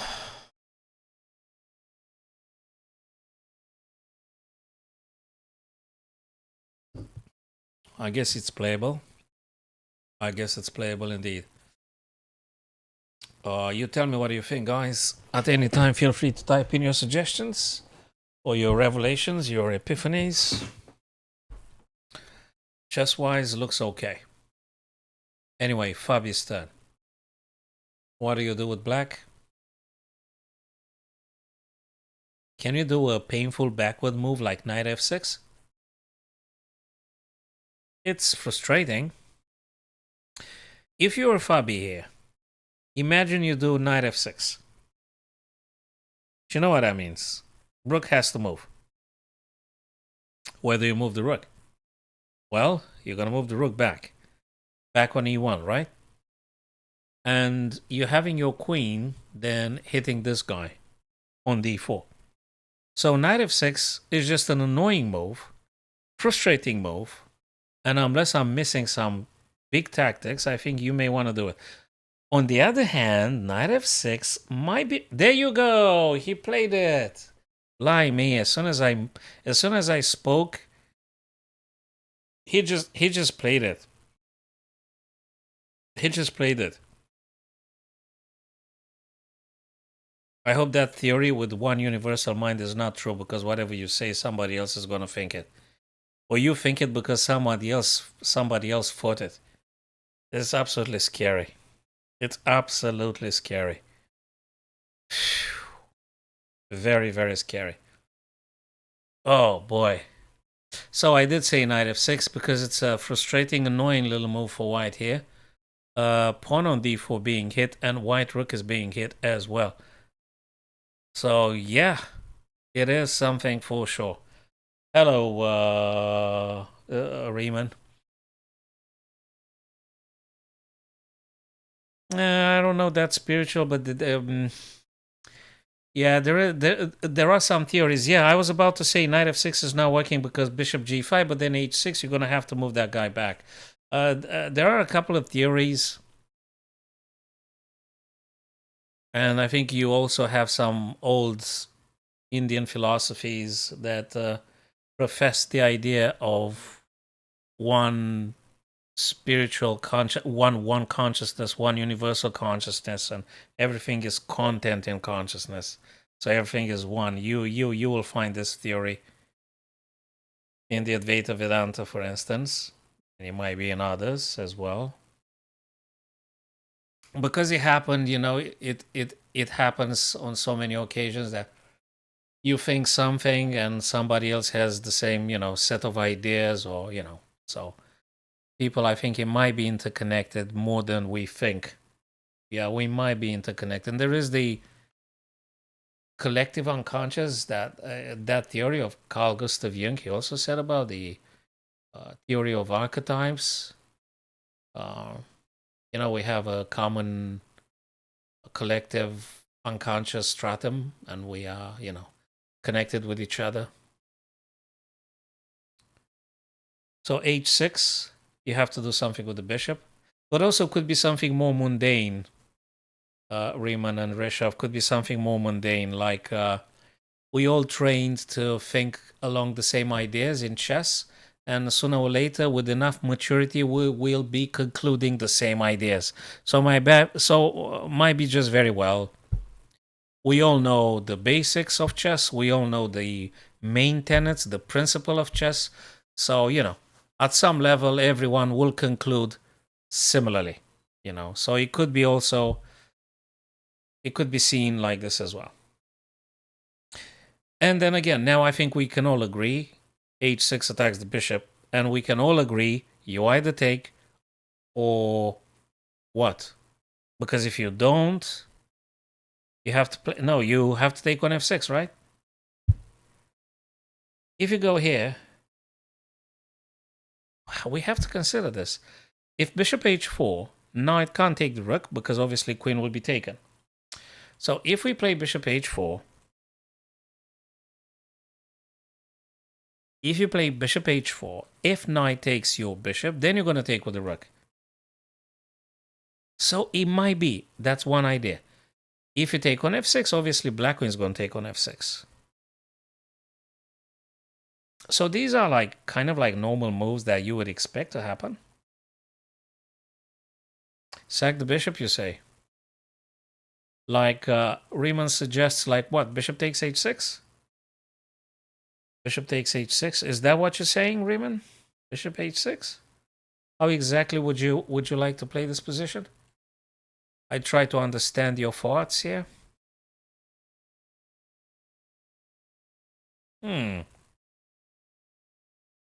So if you take, black's going to take your bishop. What's the follow-up for this? How you gonna tread next? How exactly you're capitalizing? What is going on? I'm not very clear about the gain following bishop takes h6. Bishop takes h6, g takes. You wanna play knight?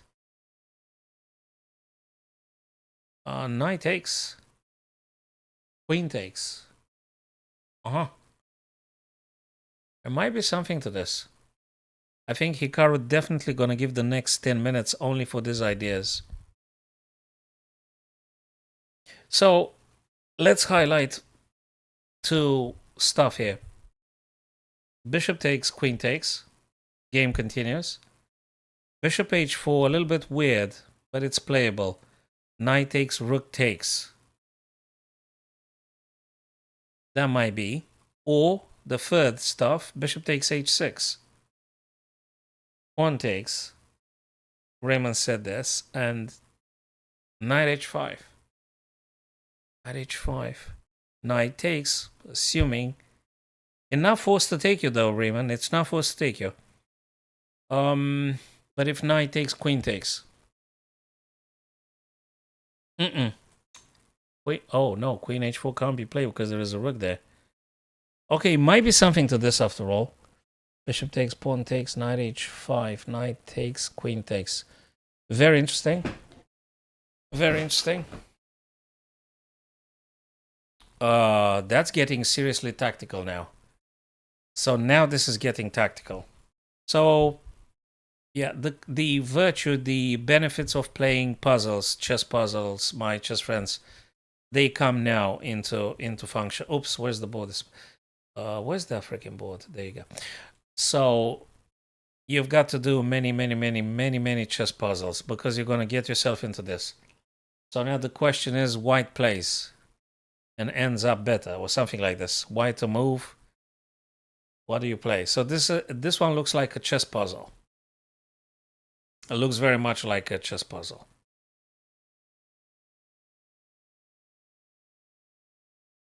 So if you can, do 10, 15, 20, heck, 30, 50 puzzles a day because you're going to need them. You're going to need them right now. Not easy. Even Hikaru takes his time here.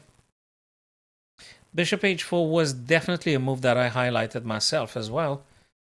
Feels a little bit weird to having it because looks like you have to keep the...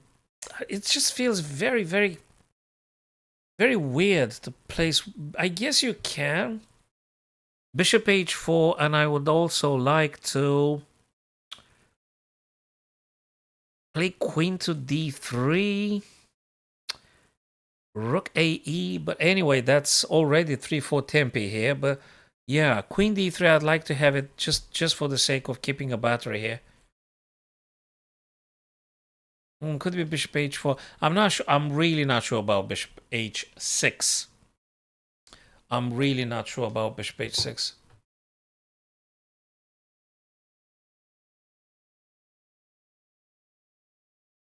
I mean, you would like to, if bishop h4 and knight takes, you would like to rook takes h4. That's ideal, right, Raymond? That's absolutely ideal. Let's put it in perspective here, guys. Bishop h4, knight, oopsie. So bishop h4, if, hey, he took on f6, probably the most mild, the most... I'm not supporting anyone. I'm enjoying all the games, Sandip. Thanks very much for stopping by. I'm not rooting for anyone. I am enjoying everything I'm seeing. Made the best win. Absolutely made the best, made the most creative grandmaster win. I like the fighting spirit. I'm liking the creative ideas. The this kind of innovative tactical stuff. I absolutely love it. So made the best win, really. So this one, I'm not sure about bishop h4. Feels weird, but definitely bishop f6 wins you a big amount of minutes. Yes, exactly. Who said that? Hikaru Riemann. Yes, spot on, brother. Yes. Hello, Mobeen. Thank you very much for your thought, my friends. Yes, I'm trying to explain as much as I understand, so maybe our beginners and intermediates, and maybe more than this, folks would be finding it useful and beneficial for their own understanding. So, thank you. And you too, my friend. Have a wonderful remainder of the day. And thanks for visiting anyway. So, when you're having this moment and bishop takes on f6, you're definitely saving a couple of minutes for you. Play something normal. Riemann said it's an attempt to be drawing here. So, absolutely. Bishop f6, queen f6. Yeah, it's like, come on, let's just settle things here, shake hands and go home. Yeah, it could be something like this. I wouldn't call it just too quickly overdraw, but definitely simplifies. It's black's turn. You could expect something like bishop d5. You could expect bishop d5. That's the first move that springs to mind. For various reasons, bishop d5 attacks the rook. One. Secondly, attacks g2. Coupled up on this guy, it's getting a bit scary. Also, if rook takes the black rook on e8, the other rook just replaces it immediately. And I think black has some nice little chances. Excellent positioning for the bishop. Excellent positioning for the bishop. I think the antidote is that after bishop d5 and rook e1 or something, white might be playing bishop b3, but I don't know when, how, in what order precisely, because well, bishop d5, rook takes, actually. Bishop d5, white rook takes, the other black rook takes, and bishop b3, because you want to take the bishop off the game as soon as possible. Bishop d5 cannot be tolerated. This bishop on d5 can't be tolerated here. You can't have this bishop. Specifically after knight h4 and bishop d5, you cannot have that one.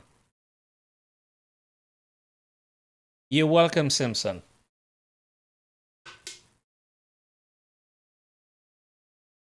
You've always been a loyal visitor, Simpson, and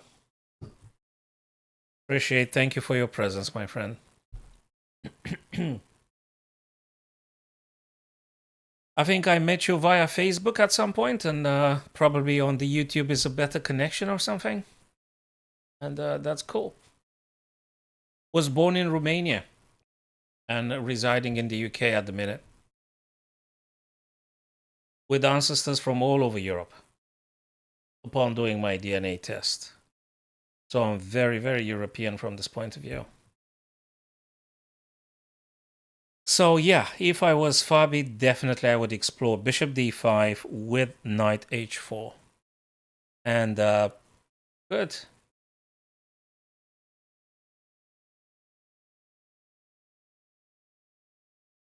Hi there, Sam.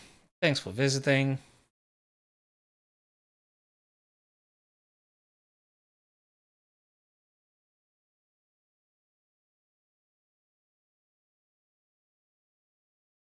So I'm just I'm trying to get the best ideas as much as I can see them, discussing with you, and you guys very often come with something way better than me. And I think it's for everyone's benefit.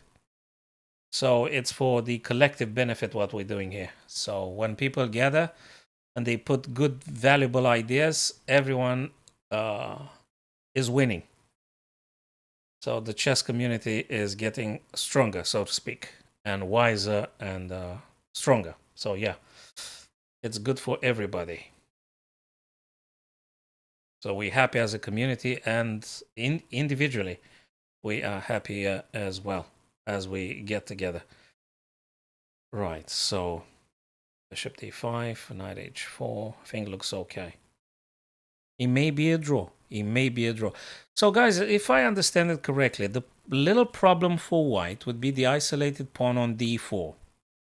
So this guy would be the problem here, the pawn on d4, which is isolated. The pawn islands for black are perfectly connected. I mean, those 3 pawns are very happy. The other 3 pawns on the queen side are super happy too. The only stuff for black, sorry, the only weakness, so to speak, would be this lone guy here. And if you add another rook here, there might be something down the road, maybe in the next 8, 10 moves, it might be something with this little pawn. It might be something. So if I were Fabi, I would keep playing. I would try to get the bishop on D, and I would try to see if I can do some 2 attackers on that guy here. If I can. If I can. So this and this. So now, guys, we're going to go to another game. So I think we spent some minutes here with the... All games are great. All games are great. Some of them could be more tactical. Others could be more positional. And absolute sharp. Now, this one is getting sharper and sharper. Where were we last time, guys? Ooh. Whoa. So, rook... Okay, we said that. Knight attacking. Rook. Rook goes hitting the... here. We want to trade a rook for 2 minor pieces. So rook wants to hit c3, bishop takes, queen takes. No, I do not smoke anything, but I'm drinking lots of coffees and stuff like that. I'm not smoking any weeds or anything. So bishop takes, knight takes, hitting the queen. Ooh, hitting the queen, and also you're attacking on c3 twice. Queen takes. Very complicated. Queen takes and also provides defense for c3 twice. Bishop b2, placing itself on the... Oh, can we do... No, you cannot. Knight e2 is not working. It's actually losing. It's actually losing. Name to the color decisive lines he's using. So...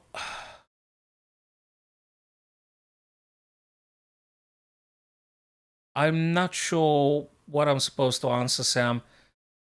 What colored assistive lines you're saying about? You're talking about the chat lines? You're talking about... So trying to get Sam's idea. I'm not sure I understand the question, Sam. I don't know what's a colored assistive lines. You mean to having the chat with a different color so that people may... Oh, there is a button that it says CC, especially if you are on... Oh, the arrows. Oh, I see. Oh, okay? I'll try make it reds. Maybe reds is more visible, Riemann. So maybe reds is better, right? There is no name. It's just arrows that are available on both LeeChess and chess.com. So everyone can make them. Yeah, I'm trying just to make a good contrast in between the arrows and the pieces so they are visible to everybody. Yeah, we go to Hikaru, guys, totally. So knight has to move. Now you have to play this guy somewhere, and so you can speculate. Can you play though this? Okay, this is tactical. You can play rook e to d. This is tactical. Ooh, look at this. And this. Okay, I like it. I really like it. I think Jan is a bit happier. I think Jan is a bit more optimistic now.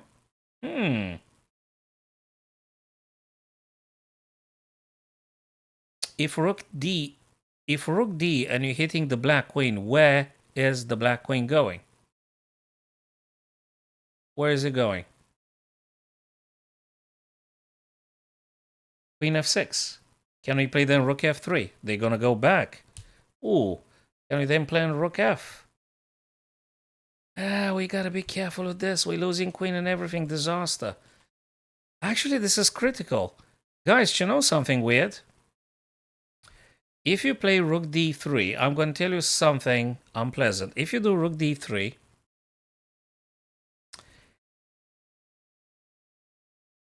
oh no, actually I think that's playable.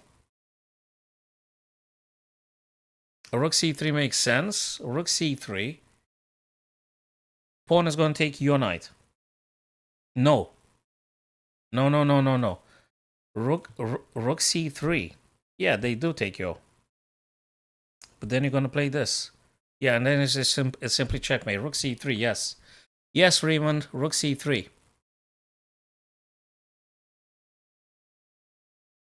Yes, Sam, everyone using the desktop chess.com or Lichess, they can draw arrows in various colors. It could be green, yellow, red, and I don't know if there's others.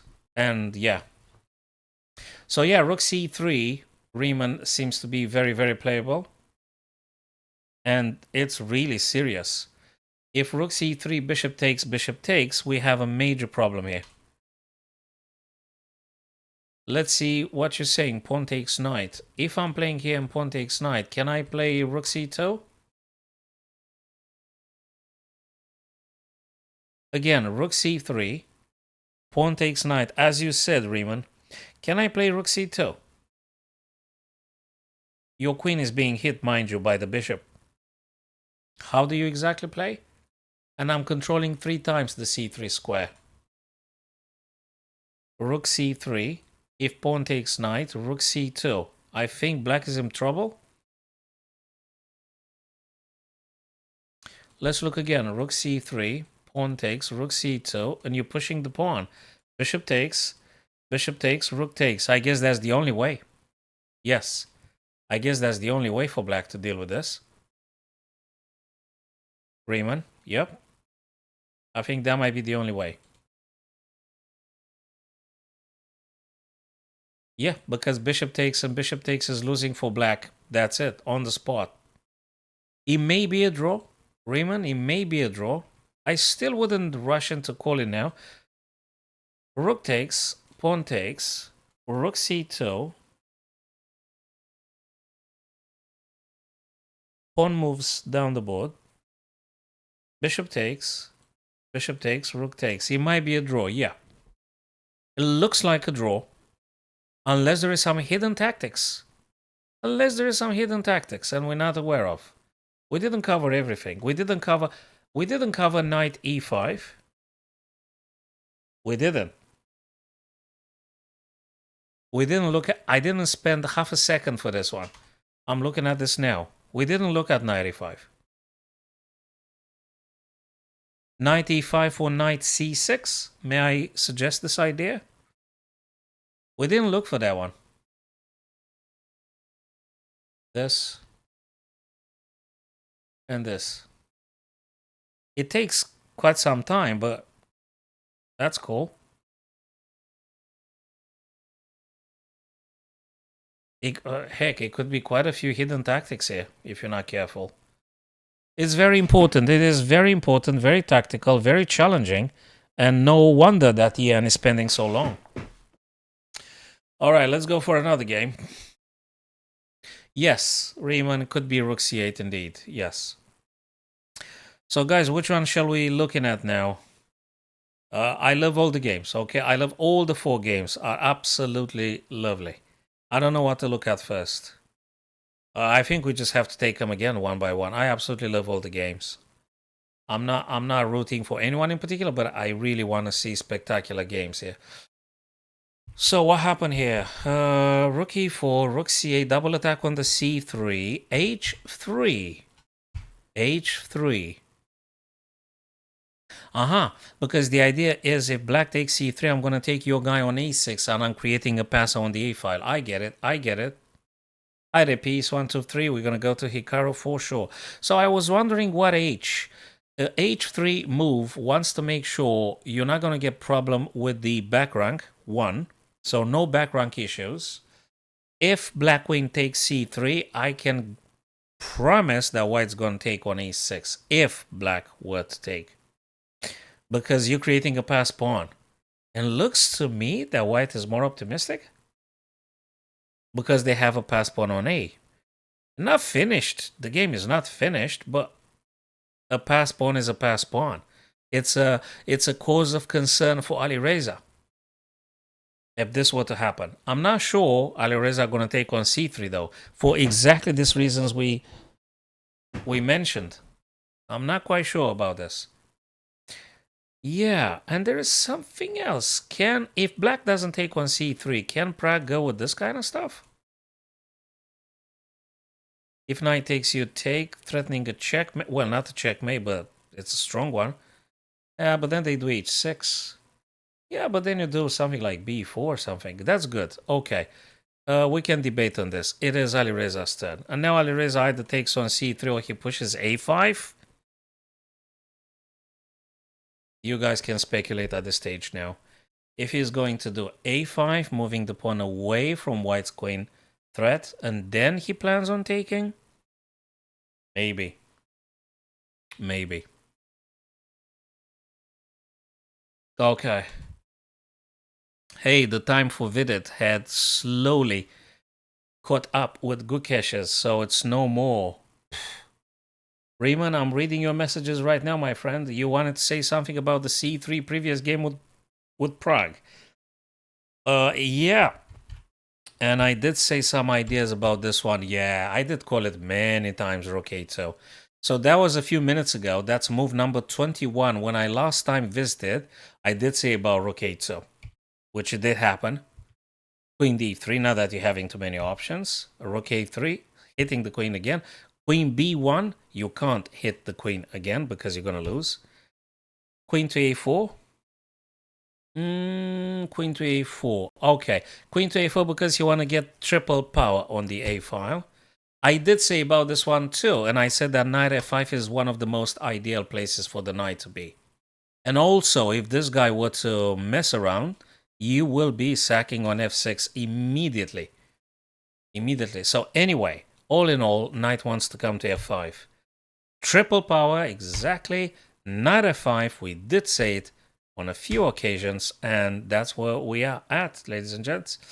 That's where we're at. How do you manage to get a queen on the g file? How do you manage to get a rook on the g file? Is that the way? Do you plan rook f3, rook g? And if you don't do that, why not? It looks playable. Riemann, they all complicated. They just very complicated. Of course they are complicated.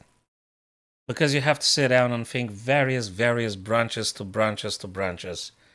And there are so many stuff here, so much stuff happening. So I'm just looking practically for, I mean, if we can conclude that g7 is a weakness, attack by the knight. Can I add another attacker on g7? I'm trying to simplifying this huge this big ocean of complication here. Maybe rook f3, maybe rook f3, rook g3. That seems to be something. It seems to be something.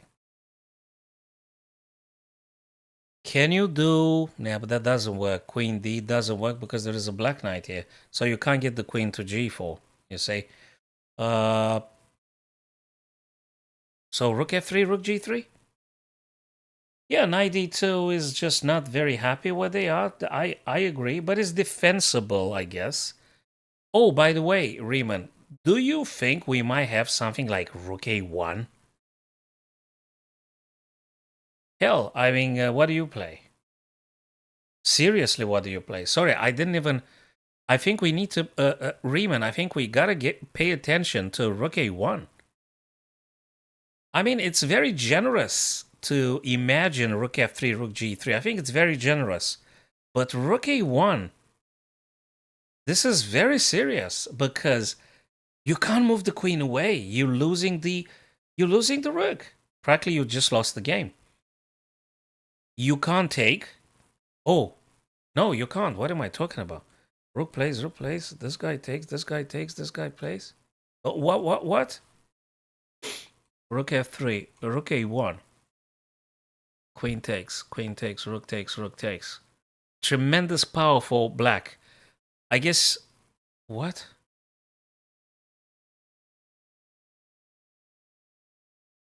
Equal material, but the black rook is going to sabotage your pawns from behind.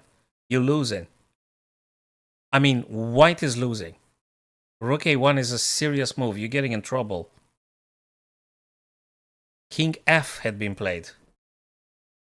Rook A1. Is there anything stronger than Rook A1? I think Rook A1 needs to happen. It's Riemann. I'm happy we having the same conclusions, and I guess we are correct. Rook A1 is going to happen. Queen takes, rook takes, and the black rook on A1 is going to sabotage all the white pawns that had been highlighted with red. King F8, I don't know, wants to centralize itself. Well, you can't. There is a knight there. I don't know what King F8 does. I mean, I don't know. I don't know. Rook E F1. I don't know.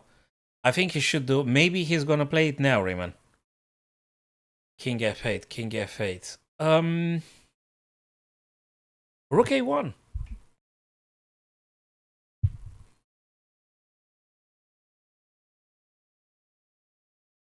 The design is taken from another software, from a third-party software, Sam, if that's what you meant. If that's what you meant by design, Sam. If you meant something else, you may clarify. Or so, I guess Rook A1 would simplify everything to black's benefit. Maybe. Rook A1, there you go. Bloody hell, we said that one like... I think Riemann also concluded similarly, and I said it the same. Rook A1 just takes everything away. Oh, I see. Ah, Riemann actually asked the almighty Stockfish. I'm not using the Stockfish during the live games. No, no, no. I'm not like the other streamers, guys. If you look for the engine, I'm not gonna use it on my stream. At the end, we may investigate a couple of lines, but not whilst they play. It's not how I do the stream. I will let the super grandmasters from other streams to using the Valbar and the engine. I'm not gonna use it.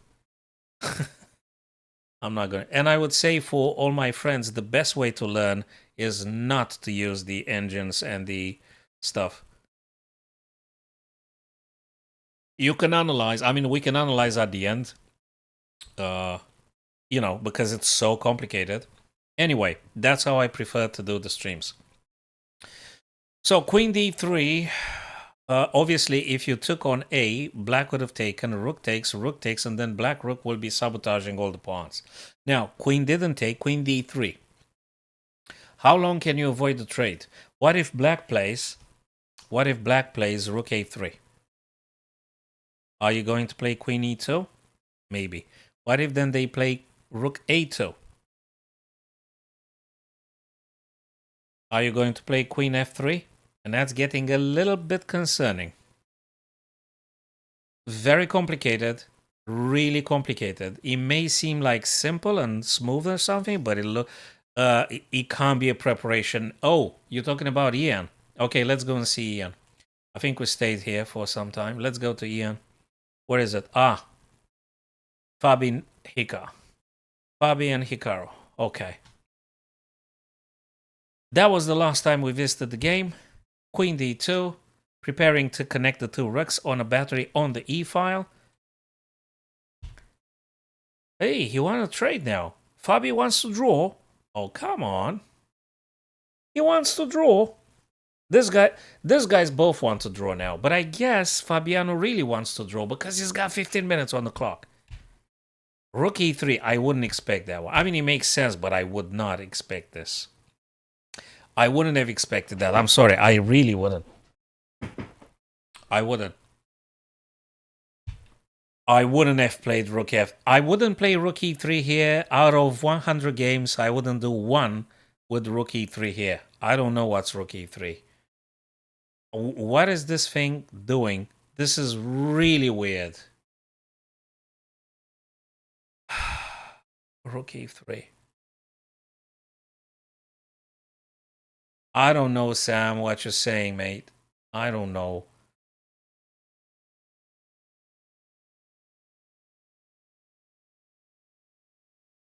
I don't know what the hook captain is saying. So, rook e3 feels incredibly weird, very unexpected. I don't even know what's the meaning of rook e3. It's incredibly weird. I mean, okay, you move the rook away from a potential bishop d5, bishop f5. But bishop f5 can't be played because there is always a knight here. So I understand he moved the rook away to not getting hit by the bishop. But bishop d5 can happen regardless. Ah, and then you can take the rook with check and then you trade? Okay, I guess if you really want to play like this. And then when you're taking the queen and they take it, you may also play bishop takes and then they play here and they have double pawns. It doesn't, Riemann. It doesn't play for win. He probably thinks he's going to trade on g6 and he's gonna give black double pawns. But how exactly you're gonna attack those double pawns? That's not clear. So knight f4 makes a lot of sense. A lot of sense. Because of the h3.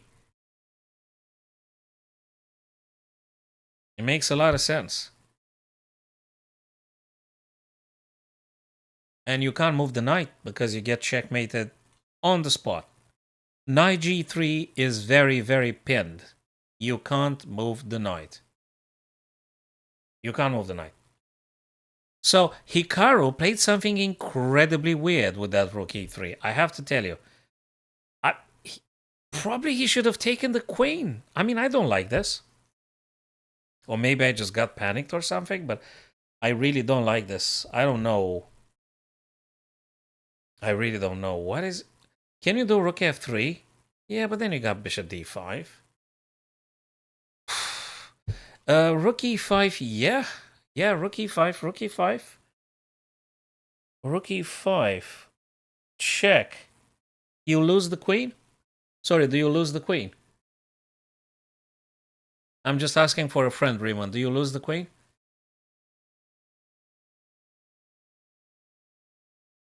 I think knight h3, if you play rook, you'll just dropping the queen, I'm afraid. It's just game over. So these little tactics are very, very dangerous. I feel, Riemann, I feel there is something really fishy and insufficient with Hikaru's rook e3. I don't like that rook e3 move. I never liked it. I don't like that rook e3 move. It goes against the tenets of chess. You don't have a piece and rather than trading it or defending it, you put yourself in a pin. I don't think we need to put ourselves in a pin. So I don't like rook e3 at all. I don't know if Engine would say it's the greatest move ever. I just don't like it as a human and just looks so weird. But then again, he is the Super Grandmaster. So he must have seen something I haven't. So I'm going to go to the other game now. So that's Hikaru with Fabi, and Hikaru's choice, rook e3, is just h4 could be some I don't know. I guess you can. I guess you can. You really have to sit down and calculate this one correctly if you want to give the h4. You're welcome, peace. You're welcome. Thank you too for visiting. So you may, you know, subscribe, guys. Maybe we can meet up again in the future and so forth. So cheers for that. So h4, you have to sit down and calculate if you really want to do h4. I guess you can h4, right? You want to deflect the queen. Queen's going to take, though. Are you really, really, really sure you want to play h4? Okay. h4. h4. Can you take? Queen takes. It's so difficult. Queen takes. Uh-huh. Okay. Okay. Queen d5. Queen d5. Yes, checkmate on g2. That is sweet. Yeah, therefore bishop d5. Therefore bishop d5. Well, you could do f3, but it's incredibly painful, right? He wants to checkmate. Yeah, he wants to checkmate on g2. So you either play bishop d5 or you play f3. One of these two. You don't have too many options. So, you know, your guess is good as mine. So bishop d5 or f3. Uh, uh, now you have to defend against the checkmate. So you have to stop it, the checkmate, and then after you stop the checkmate, rook ae, perhaps. Stop the checkmate, get the rooks on the e file, and march on and see what happens. I'm still dreaming, if you manage to get the black knight away, to make that battery with bishop and queen and checkmating on h, well, not checkmating, but threatening h7. I don't know how you're gonna do it, but maybe there is something to this.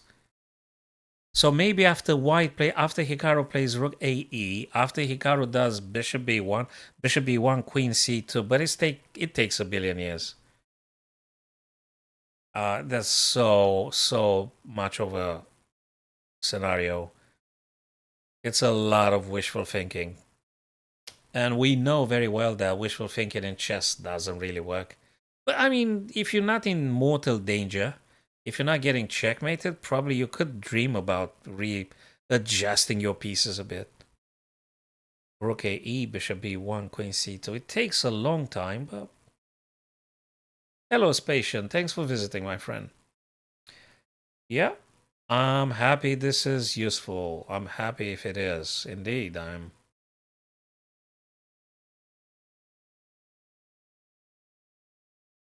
Again, you have to stop the checkmate. So whatever Hikaru plays, it's either d5 or... Can he do... Wait a sec, guys, we didn't cover this little move. Do you know what's the beauty of this kind of crazy situations here? Tactical, highly emotional charge. We haven't considered rook f3. Rook f3 is very interesting. I'm not sure it's the most objective move, but it's a little interesting move here. I'm defending against the checkmate. That's one. Okay. I'm really not sure. But it could be rook f3. I'm attacking the knight twice. With the rook and with the queen. Could it be something? Because I really want to try get some queen d3 or something to check Fabio on h7 and stuff. So is rook f3 playable, Riemann? What do you think? Let me know, guys, about rook f3. So let me just highlight the ideas, and then we're going to come back at some point. Bishop d5, f3, rook f3. And now let's go to some other games, my friends. So let's go to, what did people say? Gukesh, right? A rook f3 can be played. I'm not sure, but it can be played. All the games are great, so I'm more than happy. Right, what's going on here? Queen to b4. Queen to b4 because rook a2. Firstly, you take here. If rook takes, then you might be able to play this. Attacking twice. Then they have to defend. Makes sense. It does make sense. You have to take on f. They take on f, and then you're going to play rook a2. Double attack on d2. What do you think, Riemann? It looks like he calls the shots. It looks like he actually does attack more than Vidit here. So I think Gukesh is doing a little bit better.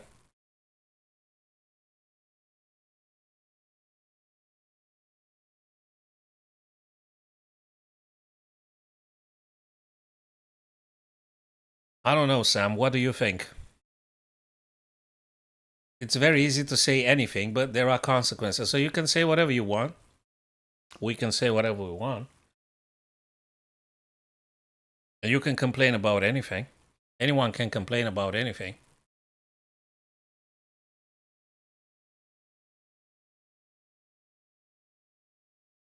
So looks to me now that I would be happy to take on F, to just take the intensity of the F file attack a bit, just diminish the attack. You have to diminish the white battery. It's just too dangerous in regards to the F7. So if you ever dream to moving the F6 knight somewhere, I think you need to take one white rook off the board now. Oh, by the way, this is White's turn. Apologies. It's Vidit's turn.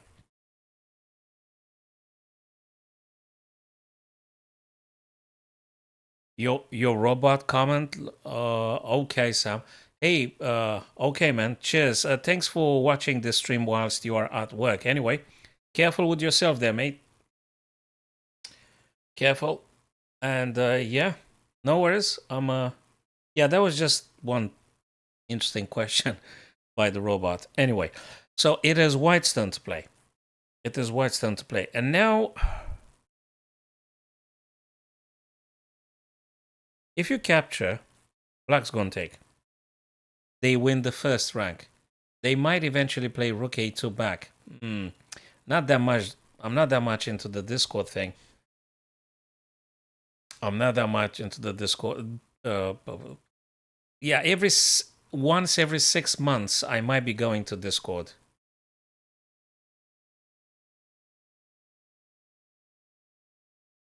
Yeah, that's good, Sam. It's good you're having a job that allows you to watch chess streams, which is it's very laudative. It's great. It's really good. So I think it's awesome. Appreciate. So, Vidit. Vidit is on 14 minutes and soon to be less than 14 minutes, and not an easy position at all. And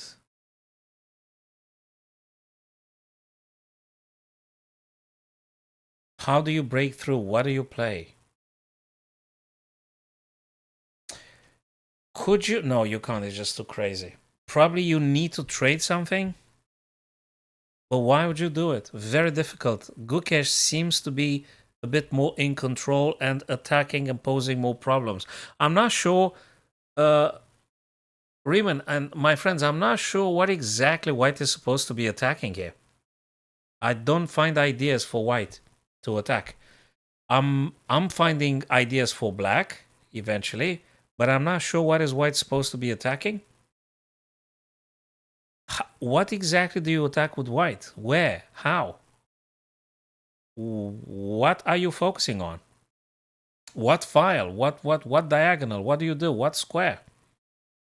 How do you get the White Queen to attack on G7? For instance, that's one question. If you could pick up the White Queen and place it on G3, I would say okay. How do you get the White Queen to attack on G7? Exactly, Raymond. Spot on, my friend. You got nothing with Whites here.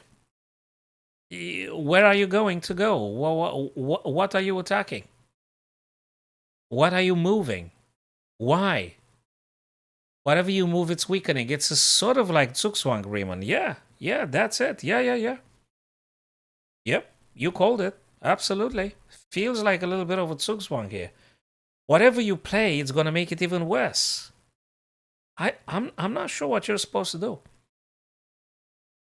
You could probably go knight f3. Can you, though? I think you can.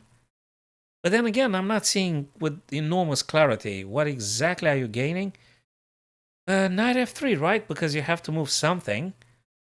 And you put a bit of pressure on e5. So you're going to play knight f3. They could attack you with the rook. Then you're going to move queen e2. They're going to be attacking you again. Then where do you go?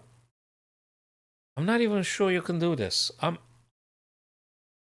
I don't have ideas for White. Apologies. I really don't know what is White supposed to do. Probably king g1, king h2, king g1, king h2. I'm not sure. So yeah, we're going to move now on, guys, because yeah, Zugzwang is that position in which one player, whatever they play, is going to be very, very, very bad. Draw, Zugzwang doesn't mean draw. Zugzwang is definitely meaning that the guy that has to move, compulsion to move, I think. It means compulsion to move. The guy that moves in Zugzwang is going to win. Draw, no one wins. Probably you mean stalemate and draw, which is, yeah, stalemate is a draw.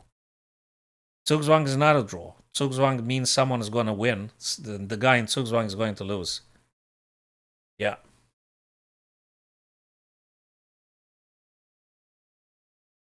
Okay, we're going to move to another game, guys, because this one is, I think Vidit is in trouble. Hey, do you know what I noticed? Hikaru didn't move. Hikaru didn't move nothing.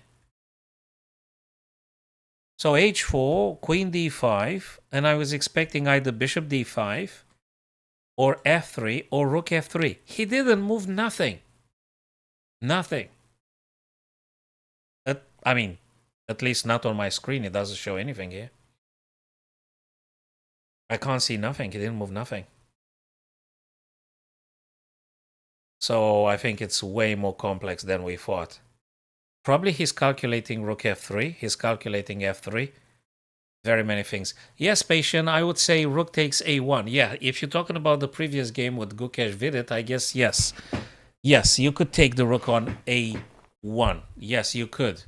Yeah, you could do that move. Yeah, I guess you could. Not that you're having too many options. You don't have too many options regardless. Okay, briefly, guys. Oh, Ian, my boy, what are you doing? Wait a minute. There were a little bit of complications here. Rook takes c3. I think Riemann said rook takes c3. Pawn takes knight. You guys called it before. Rook c2. I did say that. And c3. We said exactly this sequence, my friends.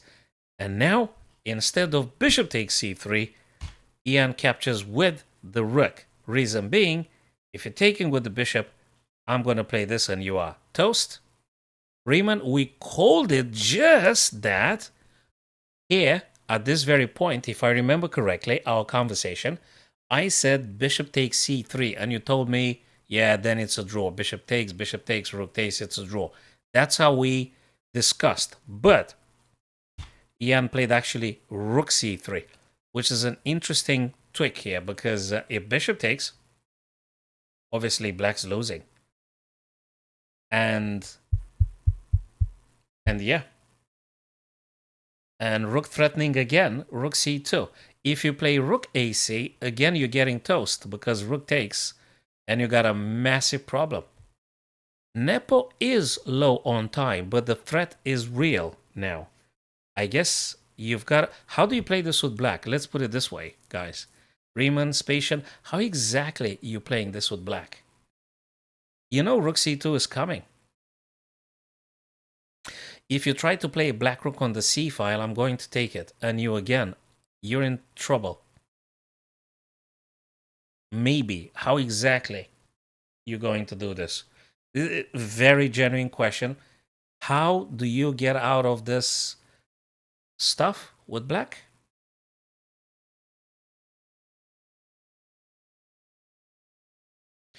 Can you play rook g8? Rook g8, you reckon, Raymond? So let's look at rook g8. So I think we have established you can't do any rook c. This is out of the question. Because white rook takes and you're just dead, right? So rook g8, rook c2, and you're going to move the queen somewhere safe. I don't know what that means. I don't know what it means safe anymore. I don't know what safe means. Maybe queen e4? f6. I'm a staunch opposer to any f move now. It looks incredibly fishy. I would say maybe rook g8, rook c2, queen e4, if that means anything. But he said, I'm going to attack your queen first. Bishop d6. There you go. After all, he might be ending up in a draw. Probably rook g8 would have worked. I don't know. I'm not fully convinced. But bishop d6 on the board right now, my friends. And not just that. Queen f3, sorry. All of a sudden, a bunch of moves appeared on my screen. Bishop e5, rook c2, queen f4 makes sense. Checkmate threat on h2. Queen must take. Bishop takes. Okay, that's a draw. Okay, this is a draw. Okay, I'm calling it now a draw. 3-1-4, 3-1-4. I think it's a draw. I think it's a draw. Yeah, we're gonna go to Vidit's patient. I'm not, so I don't see anything happening now. It could be some rook here, but I guess you can defend. Yeah, probably it's a draw. Probably it's a draw here. Let's go to, Spatian said that Vidit blundered, which I think it's down to the time issue and stuff. Wait a sec. Yes, rook takes. We did say that. Rook takes, rook takes. Is it this? Let me see. C5 takes. What? Big blunder by Vidit. Right. Jesus. Wait a minute. Can you do king g3? No, because it's rook a2 and the rook is pinned. Oh, man. It's actually the problem here. Right? Rook is being hit. Can you move the rook? Say you play this. Queen here. They go here. They go here. This is very complicated. I'm not comfortable with white now. I'm not comfortable with white. Queen e1. Rook e2. So you don't have a checkmate. King g3 after queen g1 or h1. King's gonna go on g3, right? After this or that, king's gonna go on g3. You may have this. That's for sure. And can you go here? They check you. You. Oh my God! You can't block with the rook, right? Because you're gonna lose the queen. Oh man, you're gonna have. Actually, this is.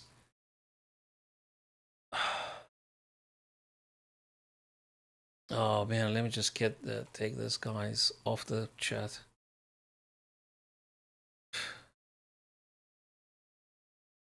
So that's a problem here. I guess this is the problem, right, Spatian?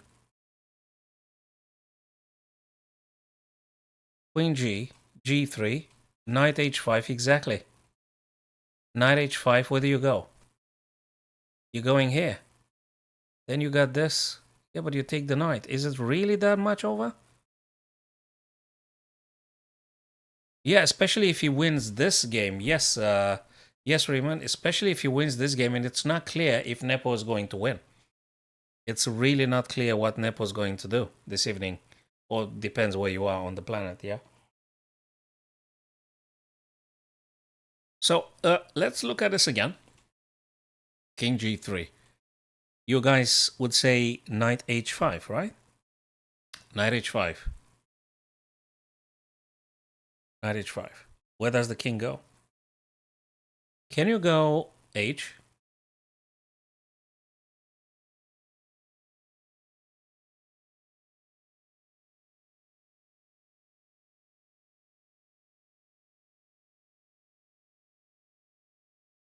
If you do king F3, Knight H5, king F3 is going to be check with the rook. Check with the rook.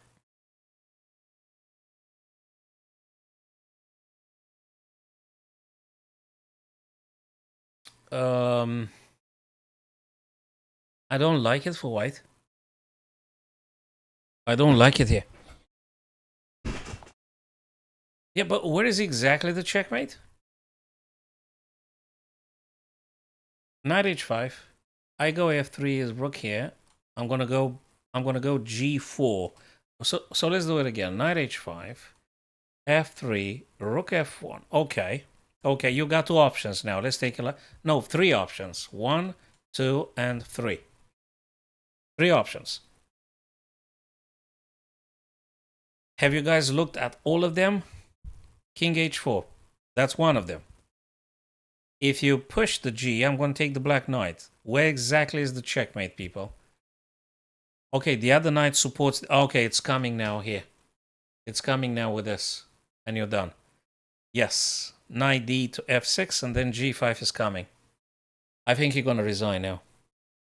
Yeah, he's going to resign now. Sorry for Vidit. He goes very low on time, and at some point something happens. He loses it. He loses it. Gukesh was actually quite really attacking. That's an absolute pain. He took on h6 because he wants to deflect the g pawn from moving up. This is so much done. Yeah, I think he should stop the suffering now. I don't think you've got too many resources. He should stop the suffering. Just accept that it's gone. Okay, took on h6, but that's not going to work out very well. I'm not sure if there's anything else we're not aware. There's something here. He wants to... Does he want to speculate some d taking, and after this guy takes, maybe some check? Could it be? A bit painful, though. But just saying, it is a bit weird. Anyway, after pawn takes, the black king can move also to g7. So it's... Yeah, I think he should be resigning, yes. I guess he should be resigning.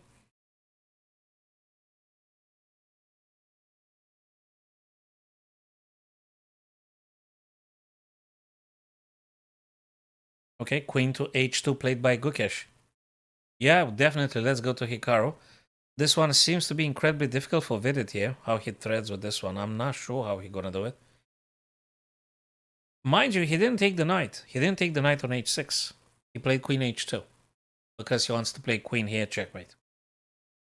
He found it. He found it. Probably many of us would have taken on h6. Many of us. He goes for the checkmate, Spatian. He don't want to just take a piece. He wants to checkmate the king. That's how you put a problem, and he found it. I would have taken probably the white knight. Probably many of us would have taken the knight. But Gukesh goes for the kill. And now Vidit blocks the checkmate with knight f5. But is g6 possible? I guess it's possible. Fascinating. g6.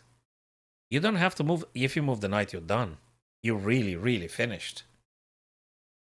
g6, and probably we're going to see some queen c3 or something. Then rook's going to move here. Okay. Probably there is some messy stuff here that might take place. Rook f, we did say that. Yeah, I did say rook f. I did say rook f. Wants to remove the defender of g3, which is practically checkmate. I wonder how long can Vidit prolong this. I think it's gone. I think it's finished now. So if white knight is gone, then g3 is simply checkmate.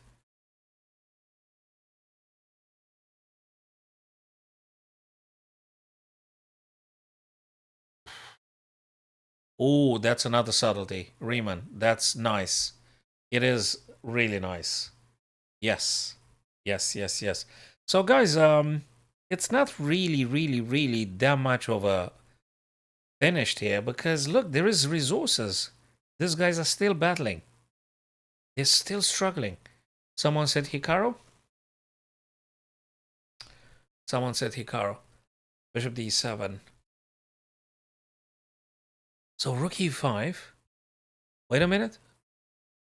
Rook d5. Okay, rook d5 wants to hit the black knight twice. I think that's visible. So he didn't play rook f3. He didn't play bishop d5. He didn't play f3. He played rook e4, attacking f4. Knight goes back on g6. Rook doubling. We said about doubling the rooks many times. Knight f8 is an absolute pain of a move. It's a sort of thing like if you try to play queen d3 to check me, let me just play knight f8 and defend against the check. But this is very weird. Rook e5 makes a lot of sense. Rook e5 hitting the queen. Queen goes back on the back rank where they were from the very beginning. What a painfully defensive position for... I think we're going to be staying with this game for a while. I love it. So it's very instructive. Queen d8 now, back rank. H-pawn going and taking the g6 from the black knight if there were to play. So you can't do this anymore. Bishop d7, what an absolute pain. Do you do f4? Do you take? You could take because You're making black to take with the bishop, not with the queen. So you're actually forcing them to play all the pieces on the back rank. If you now take on e8, black has to take back with the bishop, now with the queen. Now with the queen. Very important to understand that. And then you could play potentially knight f5. You're looking at h6. Maybe. Maybe. So I think there is something here. All because black played rook e3. I mean, white played Riemann. You talk. Yes, rook e3. Yes, that rook e3 was incredibly weird little move. I'm not sure it's due to that. I'm not sure if the causality lies with the rook e3. There you go. He took on e8 exactly as we said. Bishop takes. All the black pieces are on the back rank. All of them. Exactly as we said. All the black pieces on the back rank. And queen f6. Trying to... Oh, by the way, Riemann, queen f6 is because you want to stop any crazy knight takes h6 ideas. Queen to b4. Why? Because we want to take on b7. Amongst others. It could be some other stuff as well. It could be knight e7. It's knight e7, Riemann. Forget about the b7. That don't mean a damn thing. This is winning. This is winning. This is winning for white, because you tell me, how do you stop e7? Oh, this is so winning. But wait a minute. He could have played knight e7 regardless. Why didn't he play then knight e7 previously?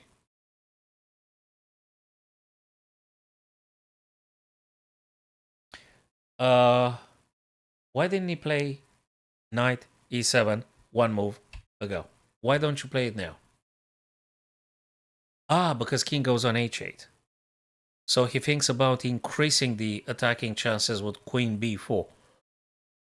You're going to play knight e7 for sure, but he wants to take on b. So knight e7 is always playable. Always, always, always playable. Ah, if you play b5, knight e7, king h8, knight takes c6. No, you can't. Queen takes. Okay, we can debate on this. I'm not sure anymore. b5. I feel this is winnable for white. How do you capitalize on this? Queen b4 attacks. b7. Very important, b7. No, you can't take on c6. There is a bishop. So b7 is hanging. b7 is definitely hanging. Knight e7 is playable anyway, anytime. This is playable. Oh, where's the board? Oh, there it is. Okay. So 5 minutes for Fabi. 11 minutes for Hikaru. b5, we did say that. I mean, not that you had too many options. What do you play now? Riemann, what do you play now? Knight e7, we did say that. King h8, right? Ah. Oh, I see. Is this and this. No?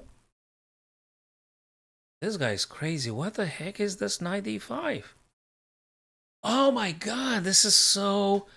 Oh, this is so tactical. Oh, it is clear, Riemann. It's a tactic we missed. It's queen takes a8. Checkmate. Jesus Christ. That's just one of those tactics. That's one of those tactics, man. That's one of those tactics. No wonder the grandmasters can just do that. It's such a delicate, such an insidious, devastating little tactic here. Knight e7, he pushed the black king away from defending f8. He played now knight with tempo, mind you, with tempo, because black queen is being hit. I think Fabi is going to resign as we speak. Black queen has to move. You can't defend the black knight. You can't defend it. You can't defend it. Probably he's just resigning in just a few seconds. You move the black queen, queen takes f8 and just checkmate, right? My god, what a tactic. He actually, when he played queen b4, he actually wanted to do this. Forget about b7. That means nothing. Well, probably means something in the grand scheme, but he just wanted to play this. Yeah. Hikaru is the kind of person that will do this kind of things in just in a blink of an eye. Yeah, this is Hikaru. This is Hikaru tactics. Beautiful, absolutely beautiful, absolutely beautiful. For a second, I was wondering what the heck is knight d5 doing, but then I realized it hits the black queen with tempo, and queen just grabs the black knight, and you can't go anywhere. It's just so finished. And Vidit had resigned, says Spatian. Understandable, especially after the last stuff that happened. What was that? Rook to f, I guess knight would be removed, and then checkmate happens on g3. Painful stuff for Vidit. Very painful stuff. Gukesh, I think, is in the... Yeah, he just resigned here. There you go, guys. Riemann, you probably could agree. We all can agree that black does not have anything to play at this stage now. This is so finished.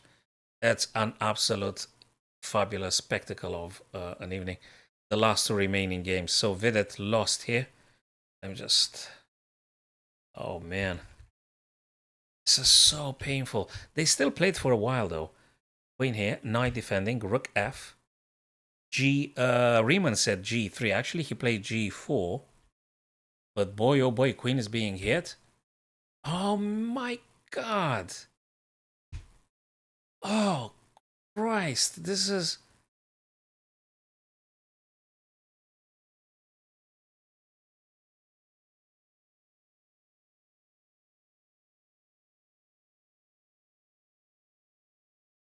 What if white rook takes the queen? Sorry, what?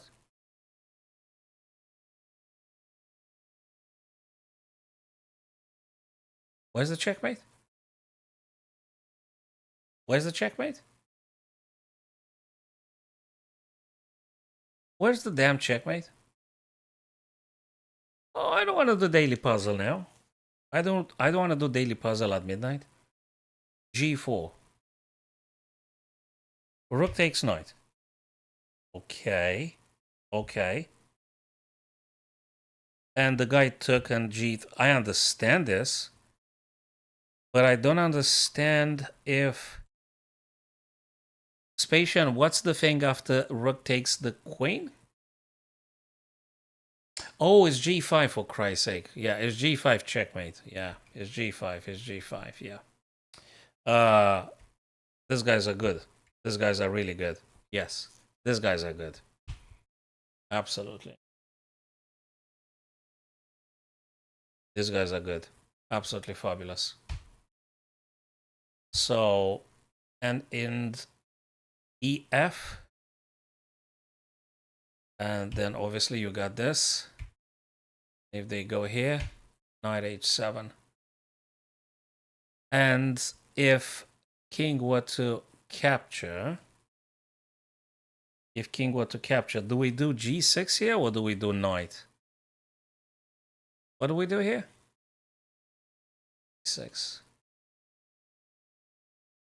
Knight f6. So what do you do here? Oh, you take. No. You take h3. H3, guys. It's queen h3 and this game over, yeah. Queen h3. Crazy. Absolutely crazy. Wow. Wow. Alireza drew. Gukesh won. Hikaru won. Spectacular game. And the last one remaining. And Abasov 4 minutes. 37 minutes, Ian. 37 minutes. Is this a draw or not? Is this a draw?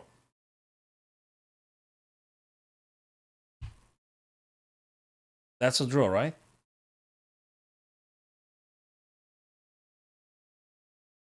I guess white would like to explore some rook to g, try to attack on g7. You may want to look at this. Still, all in all, probably should be a draw. Then maybe g. Okay, it's a bit strange, but probably you have to do it. Anyway, it's black's turn though. You can assume that Ian would be going for rook g4, right? He's going to play this. He's going to play this. So probably Abasov now thinks how exactly to stop this from happening. Right, that's been a ride, guys. That has been a ride and a very, very exciting evening and round number 8. All right, fellas, we'll be streaming for almost 3 hours now, so I hope you don't mind, guys, if we wrap it up now. And hopefully, guys, I'm gonna see you again tomorrow. If you guys happening to be having some available time on your hands, and if you wanna meet up again discussing this, we can see each other again, guys, tomorrow evening. And yeah, we're gonna do the FIDE together, candidates, and afterwards we're just gonna do puzzles and games analysis and things. And I'm absolutely happy I have met you too, guys, Raymond and Spatian, and that's good stuff, because if we don't do the candidates, we're definitely going to be analyzing the games that we're playing, and we're going to do tons of puzzles and all. So yeah, rook here actually, yeah. So f6, because after rook g5, there is no more double threat on g7, so probably you want to play this, and you want to centralize things. Well, definitely you want to play the king. Okay, so enjoy the remainder of the game, guys, and I am aiming to seeing you again tomorrow evening, right? Thank you very much, everyone that have visited us, and I'm sure I'm going to see you soon. Thanks again, guys.